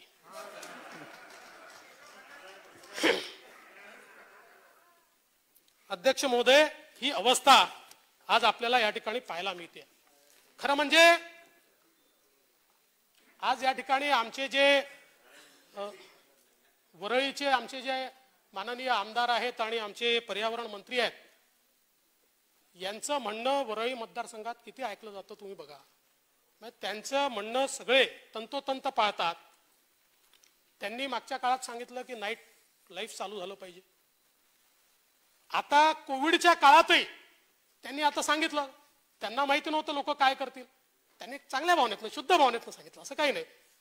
पण अध्यक्ष महोदय, काल परवा मनसेच्या कार्यकर्त्यांनी तिथे नाईट क्लब मध्ये जाऊन तिथनं फेसबुक लाईव्ह केलं. हे 11 वाजताचं वगैरे हे नियम जे आहेत हे इतरांकरताय. आज आपण बघा, कमला मिल मध्ये यो क्लब, प्रिन्स बार या ठिकाणी जाऊन अध्यक्ष महोदय फेसबुक लाईव्ह झालं, आणि फेसबुक लाईव्ह मध्ये किती लोक त्या ठिकाणी होते? कोणी मास्क घातला नव्हता. इतक्या मोठ्या प्रमाणात त्या ठिकाणी गर्दी होती. तिथे कोविड होत नाही. कोविड कुठे? मंदिरात, शिवजयंतीला, बाकी कोविड नाही. आज अध्यक्ष महोदय कोणाच्या आशीर्वादानं चालले तो? कोणाच्या आशीर्वादानं हे बार चाललेत?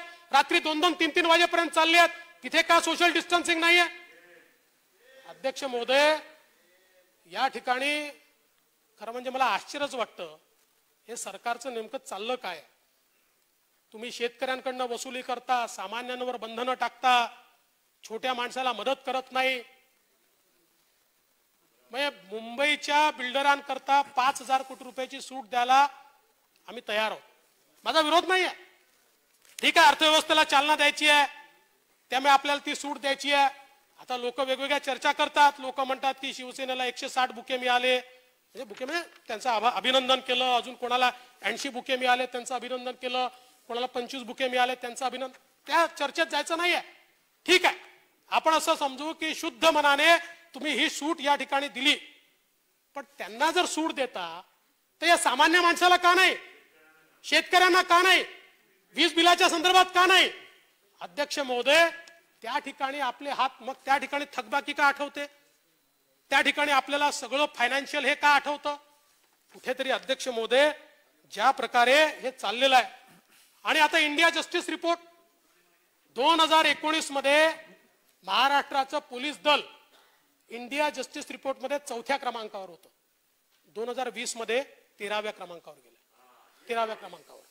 अध्यक्ष महोदय, आम्हाला अभिमान आहे आमच्या पोलीस दलाचा, पण अध्यक्ष महोदय हे जे काही चाललेलं आहे ना, याच्यामुळे खऱ्या अर्थानं या ठिकाणी ही परिस्थिती आपल्याला पाहायला मिळते. आणि खरं तर अध्यक्ष महोदय मला आश्चर्य वाटतं, काय मोठ्या मोठ्या घोषणा होतात तो. मग या एल्गार परिषदेमध्ये हा शर्जील उस्मानी नावाचा माणूस या महाराष्ट्रात येतो आणि हिंदूंबद्दल वाटेल ते बोलतो. आणि तुम्ही मारे घोषणा केली होती, काय म्हणतो तो? काय म्हणतो तुम्ही? तो म्हणतो आज का हिंदू समाज, हिंदुस्तान में हिंदू समाज बुरी तरीके से सड़ चुका है. ये जो लोग लिंचिंग करते हैं, कत्ल करते हैं, ये कत्ल करने के बाद अपने घर जाते हैं तो क्या करते होंगे अपने साथ? कोई नई तरीके से हाथ धोते होंगे, कुछ दवा मिलाकर नहाते होंगे. क्या करते हैं ये लोग कि वापस आकर हमारे बीच खाना खाते, उठते, बैठते, फिल्में देखते, अगले दिन फिर किसी को पकड़ते, फिर किसी का कत्ल करते और नॉर्मल लाइफ जीते. अपने घर में मोहब्बत भी कर रहे हैं, अपने बाप के पैर भी छू रहे हैं, मंदिर में पूजा भी कर रहे हैं, फिर भी बाहर आकर यही कर रहे हैं. ही अवस्था हिंदूंची. अशा प्रकारे बोलता येईल? अशा प्रकारे? आणि काय त्यावेळेस रणभेदी घोषणा केली, काय सांगितलं? म्हणाला कुठेही तो उत्तर प्रदेशात लपू द्या, त्याला आम्ही शोधून आणू. अरे तुमच्या डोक्यावर टिचून त्या ठिकाणी तो बोलतोय. आणि एवढंच नाही तर त्याच्यानंतर एल्गार परिषदेचे जे काही आयोजक आहेत ते असं म्हणतात की आम्ही शर्जीलच्या वक्तव्याचं समर्थन करतो. हा हिंमत कारवाईची नाहीये तुमच्यात, हिंमत नाहीये तुमच्यात. हिंमत या महाराष्ट्रामध्ये येऊन, पुण्यामध्ये येऊन हिंदूंना सडकं म्हणण्याची हिंमत होते आणि तुम्ही हातावर हात देऊन बसता. अरे शरम वाटली पाहिजे, शरम. अध्यक्ष महोदय, या ठिकाणी शरम वाटली पाहिजे. आणि कारवाई कोणावर? कारवाई भारतरत्न सचिन तेंडुलकर आणि भारतरत्न लता दीदींवर आम्ही कारवाई करतो. मला आश्चर्य वाटतं अध्यक्ष महोदय, काय त्यांनी ट्विट केलं? काय ट्विट केलं? या देशाच्या विरुद्ध काही लोकांनी प्रोपोगंडा सुरू केला. ग्रेटा थुनबर्गची जी टूलकिट ही चुकून त्या ठिकाणी तिने ट्विट केली, त्यातनं भारताच्या विरुद्ध आंतरराष्ट्रीय षडयंत्र काय हे बाहेर आलं. अध्यक्ष महोदय, काही ठिकाणी पक्षीय भावना सोडायची असते, ही संकुचित भावना ठेवायची नसते. आज तुम्ही ज्यावेळी कर्नाटकच्या संदर्भात बोलता, हो कर्नाटकमध्ये भाजपचं सरकार असेल, पण कर्नाटकाने ज्या महाराष्ट्राच्या भागावर कब्जा केलाय तो भाग मिळवल्याशिवाय आम्ही देखील शांत बसणार नाही. आम्ही सरकारच्या पाठीशी उभं राहू. आणि संघर्षाची वेळ आली, आम्हाला घेऊन चला. तिथल्या सरकारची देखील आम्ही संघर्ष करायला तयार आहोत. कारण काही विषय अस्मितेचे असतात, त्यात सरकार नसतं, त्यात पक्ष नसतो, ते अस्मितेचे विषय असतात. पण हे तुमचे विषय अध्यक्ष महोदय, त्या टूलकिट मध्ये काय लिहिलंय? त्याच्यामध्ये लिहिलेलं आहे भारतामध्ये जेनोसाइड चाललंय का? जेनोसाइड भारतामध्ये मारून टाकतात, भारतामध्ये लोक गायब झालेले आहेत. आणि कोणी तयार केली आहे? Justice foundation. कोण आहेत? अध्यक्ष महोदय, या भारतापासनं ज्यांनी खलिस्तान तोडायचा, म्हणजे पंजाबला तोडून खलिस्तान निर्माण करायचा, अशा प्रकारचं ज्यांचं षडयंत्र आहे, ज्यांनी मॅन्डेट 2020 अशा प्रकारचं एक कारस्थान रचलं, ते लोक अशा प्रकारची टूलकिट तयार करतात. अध्यक्ष महोदय, काय म्हटलं त्या टूलकिट मध्ये? 26 जानेवारीला काय करायचं हे देखील त्यात लिहिलंय. म्हणजे 26 जानेवारीला जी हिंसा झाली ती अशीच हिंसा नव्हती, ती हिंसा प्री प्लॅन्ड होती. आणि ती हिंसा झाल्यानंतर काय ट्विट करायचं हे देखील त्यात लिहिलेलं आहे. अध्यक्ष महोदय, आपण बघा, दिल्लीच्या सीमा ओलांडून आतमध्ये प्रवेश करा हे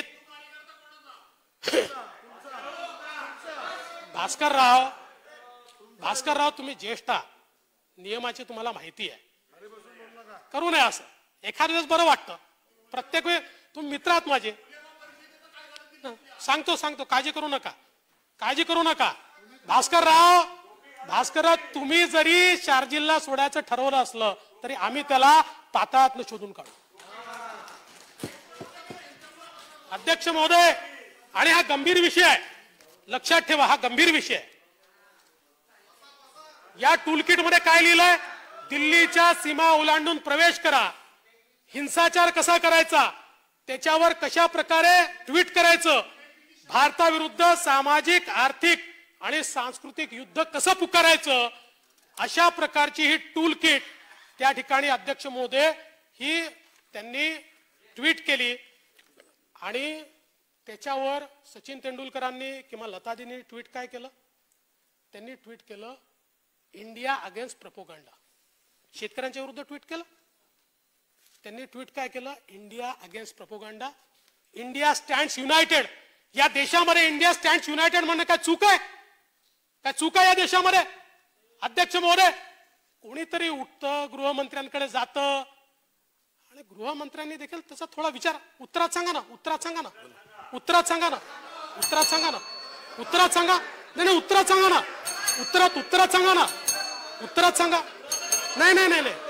सांगा.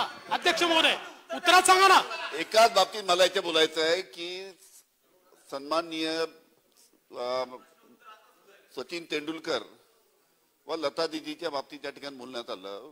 असं कोणतंही वक्तव्य गृहमंत्र्याकडनं माझ्याकडनं झालं नाही.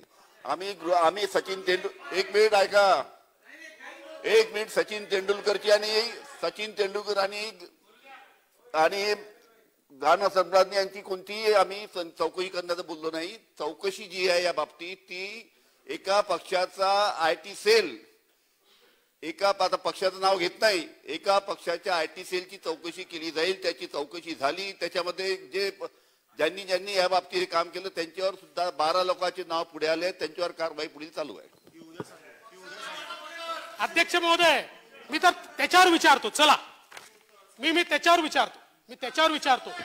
अध्यक्ष महोदय, अरे सांगा ना, आम्हाला अभिमान आहे. आमच्या देशाबद्दल ट्विट करायला जर आम्ही कोणाला सांगितलं असेल, आम्हाला अभिमान आहे.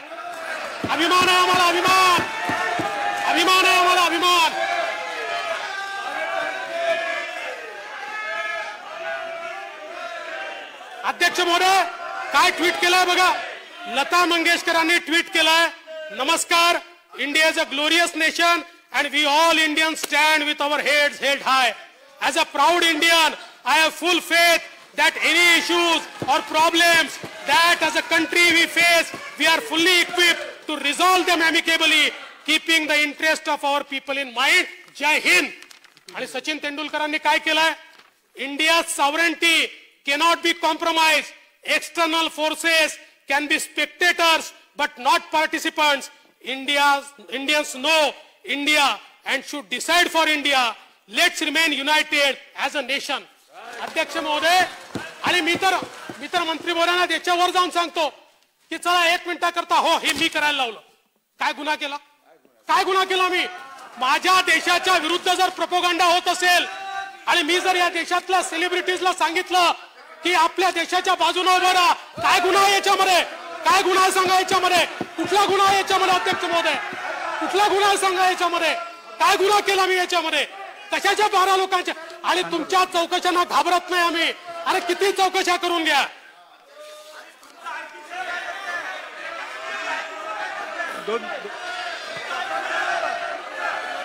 शांत बस. आणि चौकशी करायची असेल ना मंत्री महोदय, चौकशी करायची असेल ना, मी आपल्याला सांगतो कोणाची केली पाहिजे.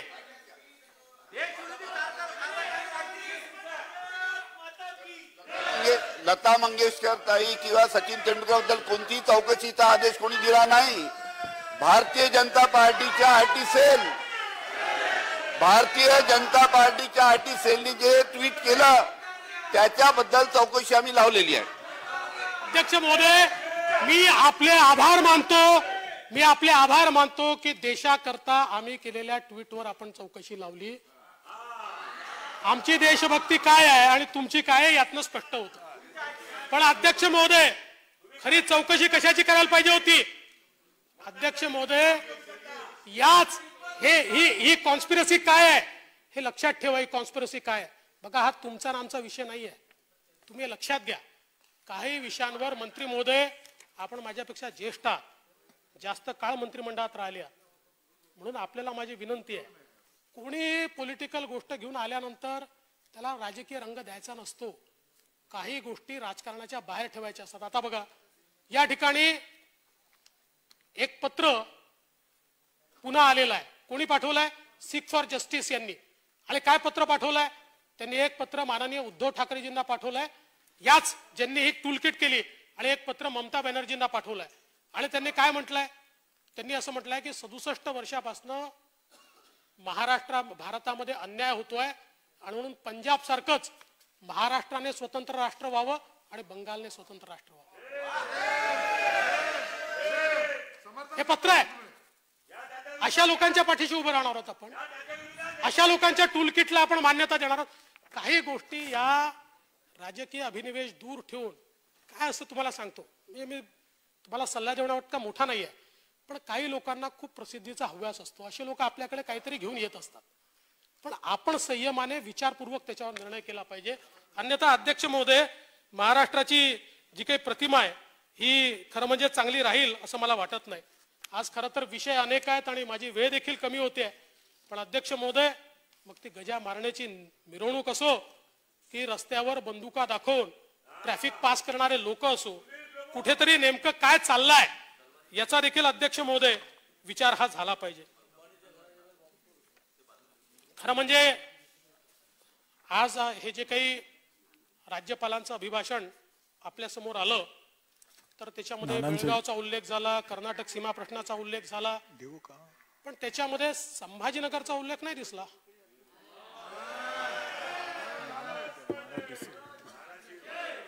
मला असं वाटलं होतं की आमच्यापेक्षा प्रखर भूमिका मांडणारे,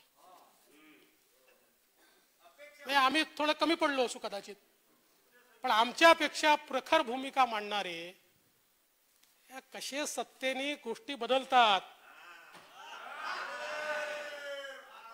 म्हणजे स्वातंत्र्यवीर सावरकरांच्या पुण्यतिथी मी त्या दिवशी जयंती चुकून बोललो साहेब, पुण्यतिथीवर साधं ट्विट देखील होत नाही, आणि संभाजीनगरचं तर नावच घेतलं जात नाही. आमच्यावर टाकून चालणार नाही. आपल्या लक्षात असेल, पहिल्यांदा शिवसेनेचे मेयर ज्यावेळेस औरंगाबादमध्ये संभाजीनगरला त्या ठिकाणी झाले, त्यावेळी हिंदू हृदय सम्राट बाळासाहेब ठाकरेंनी केलेली घोषणा आहे. आता त्यांचे सुपुत्र हे राज्याचे मुख्यमंत्री आहेत. त्यामुळे आम्हाला असं वाटलं होतं की कदाचित आता तरी ते होईल. म्हणजे मागे आम्ही देखील होतो त्या काळात राजीनाम्याच्या चिठ्ठ्या वेगवेगळ्या गोष्टी करता आल्या. संभाजीनगर करता कधी राजीनामे आले नाहीत, पण ते जाऊ द्या, ती वेगळी गोष्ट आहे. पण आता तरी होईल असं वाटलं होतं, पण दुर्दैवाने असं काही होताना दिसत नाही. भूमिका कशा बदलतात? आमचे अबू आझमी साहेब आहेत का? नाही, दिसत नाही आहेत. नाही अध्यक्ष महोदय, मला या गोष्टीचा आनंद आहे. मी तिथे बसून जी भूमिका मांडायचो की संविधानाप्रमाणे मुस्लिम आरक्षण देता येत नाही, ती भूमिका आता अबू आझमी साहेबांना पटलेली आहे. याचं कारण मागणीच करत नाही. आता हे सरकार आल्यानंतर अमीन पटेल साहेब मागणी बंद झाली. नाही बंदच झाली. बंद झाली. झाले नाही एवढे अधिवेशन. नाही मला तर आनंदच आहे. आमची स्पष्ट भूमिका आहे. आमची स्पष्ट भूमिका आहे की संविधानाप्रमाणे मुस्लिम आरक्षण देता येत नाही.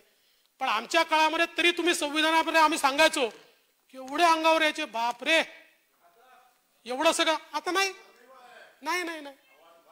ही जी काही दुटप्पी भूमिका आहे ना सत्तेकरता, अध्यक्ष महोदय, ही खरं म्हणजे दुटप्पी भूमिका या ठिकाणी स्पष्ट झाली आहे. एक दोनच मुद्दे मांडतो अध्यक्ष महोदय. खरं तर वैधानिक विकास मंडळाच्या संदर्भात दादा तुम्ही सांगितलं की वैधानिक विकास मंडळ आहे असं समजून आम्ही निधी देऊ. प्रश्न निधी देण्याचा नाही आहे, प्रश्न निधी खर्च करण्याचा आहे. मागच्या काळामध्ये दरवेळी बजेटमध्ये निधी दिला जायचा आणि शेवटी तो वळवला जायचा. हा निधी विदर्भ मराठवाड्याला मिळत नव्हता. म्हणून आम्ही राज्यपालांकडे गेलो आणि वैधानिक विकास मंडळ असल्यामुळे राज्यपालांनी निर्देश काढला आणि पुढच्या वर्षीचे आदेश देताना मागच्या वर्षी जो निधी खर्च केला नाही तोही निधी द्यावा लागेल. तरी 4 वर्ष तरी तुम्ही निधी दिला नव्हता दादा, 4 वर्ष नव्हता दिला. 5व्या वर्षी ज्यावेळी राज्यपालांची मान्यता न घेता पुरवणी मागण्या मांडल्या, मीच या सभागृहामध्ये प्रश्न उपस्थित केला आणि त्या पुरवणी मागण्या परत घ्याव्या लागल्या होत्या. सुधीरबाबा म्हणतात ते खरं आहे, वैधानिक विकास मंडळ असणं आणि नसणं म्हणजे कवच असणं आणि नसण्यासारखं आहे. वैधानिक विकास मंडळ नसल्याने तुम्ही कदाचित कराल, मला विश्वास आहे तुम्ही बोललं तसं करता, तरतुदी दाखवाल पण देणार नाही, त्या तरतुदी मिळणार नाही. हा आमचा हक्क आहे, संविधानाने दिलाय. ज्यावेळी महाराष्ट्रामध्ये मराठी माणसाचं एक राज्य तयार करायचा निर्णय आपण घेतला आणि विदर्भाने महाराष्ट्रात येण्याचा निर्णय घेतला, त्यावेळी दिलेलं हे वचन आहे, त्यावेळी दिलेलं हे वचन आहे. त्या वचनाचा भंग या ठिकाणी करणं हे अतिशय चुकीचं आहे.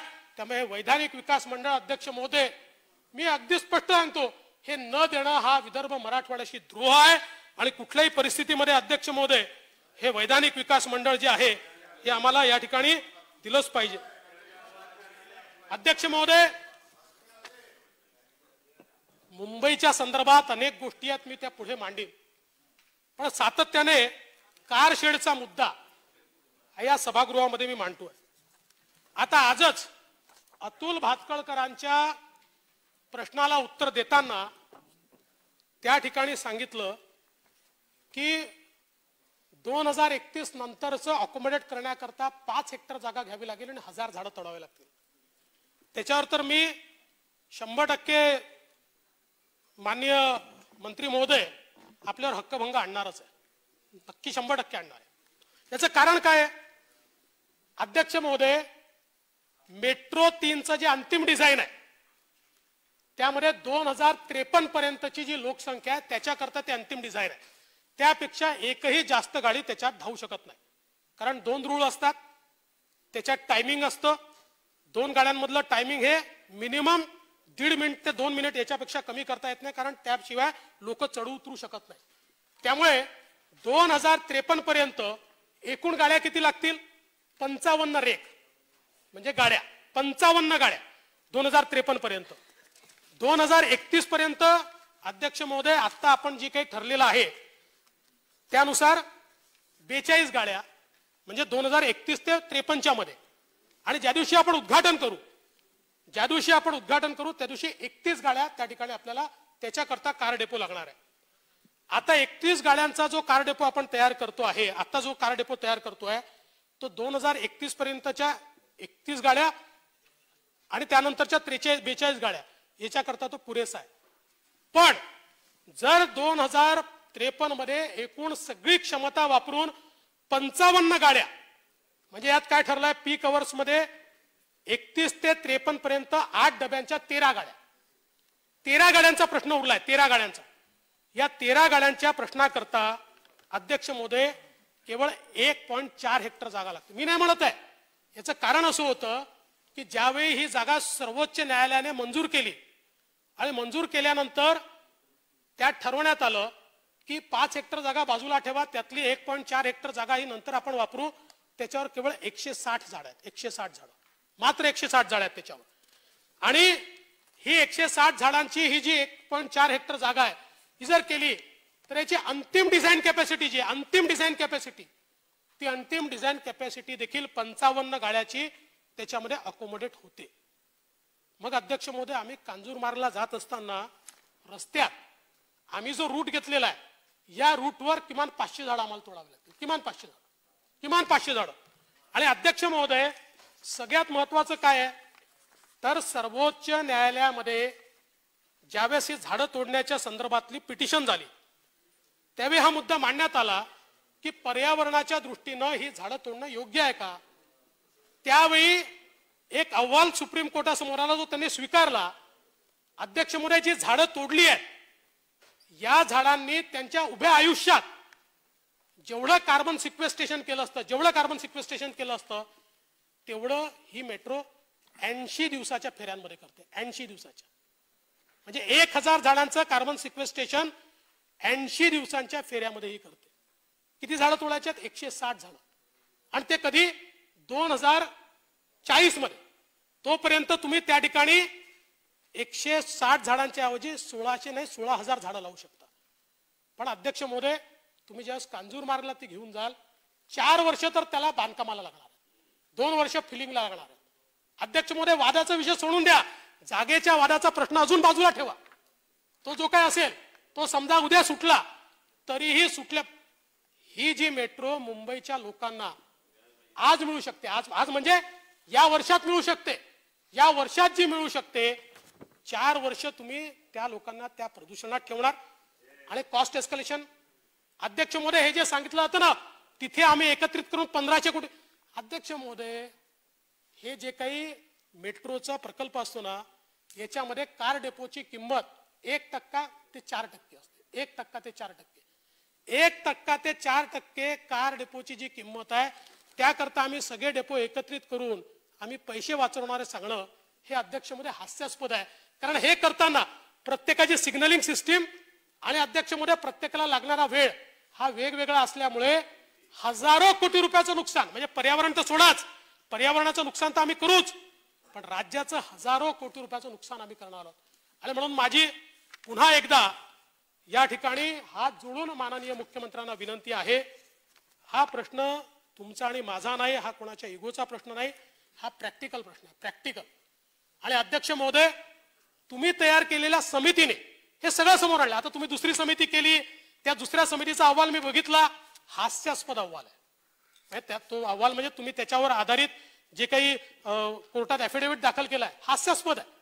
म्हणजे पहिल्या समितीने जे काही फॅक्ट दिले आहेत त्याला कुठेही कॉन्ट्राडिक्ट न करता थेट दुसरा अहवाल देऊन टाकला अध्यक्ष महोदय. म्हणून कदाचित एक्सटेन्शन, बरोबर आहे तुमचं म्हणणं, कदाचित त्यामुळेच त्यांना अरे म्हणून त्यांना कदाचित एक्सटेन्शन देण्याचा. पण अध्यक्ष महोदय, हा मुंबईकरांवर अन्याय आहे. ज्या मुंबईकरांना मेट्रो 3 या वर्षी मिळू शकली असती, अजून पुढचे 4 वर्ष ती मिळणार नाही. आणि अध्यक्ष महोदय, पर्यावरणाचा ऱ्हास, पैशाचा अपव्यय, अध्यक्ष महोदय, असं कसं चालेल? आणि त्यामुळे या संदर्भात तात्काळ सरकारने कारवाई करावी, अशा प्रकारची माझी अध्यक्ष महोदय या ठिकाणी विनंती आहे. खरं तर अनेक गोष्टी या ठिकाणी सांगायच्या आहेत, पण एकच गोष्ट आता शेवटची सांगतो की आपण याच्यामध्ये खूप हुशारी केली. राज्यपालांच्या अभिभाषणामध्ये उद्योगाच्या संदर्भात बोलत असताना आपण सांगितलं की देशांतर्गत आणि FDI असे मिळून 1 लाख कोटीचे उद्योग आले. हे का सांगितलं आपण? माझ्या लक्षात आलं, कारण निव्वळ FDI जर आपण सांगितलं असता तर गेले 4 वर्ष FDI मध्ये जो महाराष्ट्र पहिल्या क्रमांकावर आहे तो आता 4थ्या क्रमांकावर चाललाय. गुजरात, कर्नाटक, दिल्ली नंतर महाराष्ट्र चाललाय. ही आपली अवस्था आहे. आज बघा, 16-17 मध्ये देशात जेवढा FDI आला त्याच्या 42% एकट्या महाराष्ट्रात आलाय. त्याच्यानंतरच्या वर्षात 34% एकट्या महाराष्ट्रात आलाय. 1 वर्ष तर असं आहे की आपल्या नंतरचे 4 राज्यांचं एकत्रित FDI यापेक्षा महाराष्ट्राचा FDI जास्त आहे. पण आता मात्र जे काही RBI ने आकडे जाहीर केले त्या आकड्यांमध्ये गुजरात 1,19,000 कोटी, कर्नाटक 27,458 कोटी आणि आपण 27,143 कोटी आहोत. आणि म्हणून उद्योगाच्या आणि आज लॉकडाऊनच्या काळामध्ये आणि त्याच्यानंतर चीनवरचा जो काही लोकांचा विश्वास उडालेला आहे, त्यामुळे अभूतपूर्व अशा प्रकारचा FDI हा भारतात येत असताना अध्यक्ष महोदय, कुठल्याही प्रकारे आपण त्याला अट्रॅक्ट करू शकत नाही. ही महाराष्ट्राची अवस्था का व्हावी, हा माझ्यासमोर सवाल आहे. आपण बघा, department of promotion of industries and internal trade यांनी 17 फेब्रुवारीला 15 राज्यांची यादी जाहीर केली की ज्या 15 राज्यांनी या ठिकाणी ईज ऑफ डुईंग बिझनेस मध्ये चांगलं काम केलं आणि म्हणून त्या राज्यांना प्रोत्साहनपर 38,000 कोटी रुपये दिले. 38,000 कोटी. या 15 राज्यांच्या यादीमध्ये महाराष्ट्राचं नाव कुठेही नाही. यामध्ये गुजरात, उत्तर प्रदेश, उत्तराखंड, आंध्र प्रदेश, आसाम, हरियाणा, हिमाचल प्रदेश, कर्नाटक, केरळ, मध्य प्रदेश, ओरिसा, पंजाब, राजस्थान, तमिळनाडू आणि तेलंगणा. यामध्ये कुठेही महाराष्ट्राचं नाव नाही, ही अवस्था आहे. त्यामुळे अध्यक्ष महोदय, आपण कितीही दावे केले तरी अध्यक्ष महोदय त्या दाव्यांचा काही फार अर्थ आहे असं मला वाटत नाही. आता खरं म्हणजे कोकणामध्ये मोठ्या प्रमाणात होमस्टे आहेत. आता आमचे पर्यटन मंत्री हेच आमचे प्रदूषण नियंत्रणाचे म्हणजे आता काय वातावरणातल्या बदलाचे मंत्री आहेत. एकाच मंत्री महोदयांकडे दोन्ही खाते आहेत. त्यांनी लक्ष घातलं पाहिजे. इतक्या मुश्किलीने लोकांनी हे होमस्टे तयार केले. या सगळ्यांना पर्यावरण खात्याने नोटीस देऊन टाकल्या. इतक्या मोठ्या प्रमाणात नोटीसेस दिल्या. आपल्याला माहिती आहे कोकणात गरीब लोक आहेत ते. यांना आपण ब्रेड अँड बटरची ब्रेकफास्टची योजना आणून होमस्टेच्या करता त्या ठिकाणी मोठ्या प्रमाणात त्यांना प्रोत्साहित केलं. आपणही घोषणा केली. आज याच लोकांना नोटीसेस मिळून राहिल्या पर्यावरण खात्याच्या. मला असं वाटतं अनेकदा शासनात होतं की या हातात काय केलं हे या हाताला कळत नाही. पण माझी मंत्री महोदय तुम्हाला विनंती आहे की आपण स्वतः लक्ष घाला. दोन्ही खाते आपल्याकडे आहेत आणि हे जे कोकणातले आमचे जे होमस्टेचे लोक आहेत या लोकांना कुठेतरी अध्यक्ष महोदय या ठिकाणी मदत झाली पाहिजे. आज खरं तर इतके जास्त विषय माझ्याकडे आहेत त्यामुळे त्या सगळ्या विषयांवर मी या ठिकाणी अध्यक्ष महोदय बोलत नाही. पण अध्यक्ष महोदय, खरं तर काही झालं की केंद्र सरकारकडे बोट दाखवायचं, काही झालं की आम्ही त्यातले नाहीत असं दाखवायचं. अध्यक्ष महोदय, अशा या प्रवृत्तीवर संत तुकाराम महाराजांनी अतिशय चांगली कविता सांगितली, अतिशय चांगल्या ओळी सांगितल्या. संत तुकाराम काय म्हणतात? नये दंतकथा येथे सांगू कोणी, नये दंतकथा येथे सांगू कोणी, कोरडे ते मनी कोण बोल. अनुभव येते पाहिजे साचार, न चालती हार आम्हा पुढे. वारी कोण मनी रसाळ बोलणे, नाही जाणे मने ओळखली. निवडी वेगळे दूध आणि पाणी, राजहंस दोन्ही विळावळी. तुका म्हणे येथे पाहिजे जातीचे,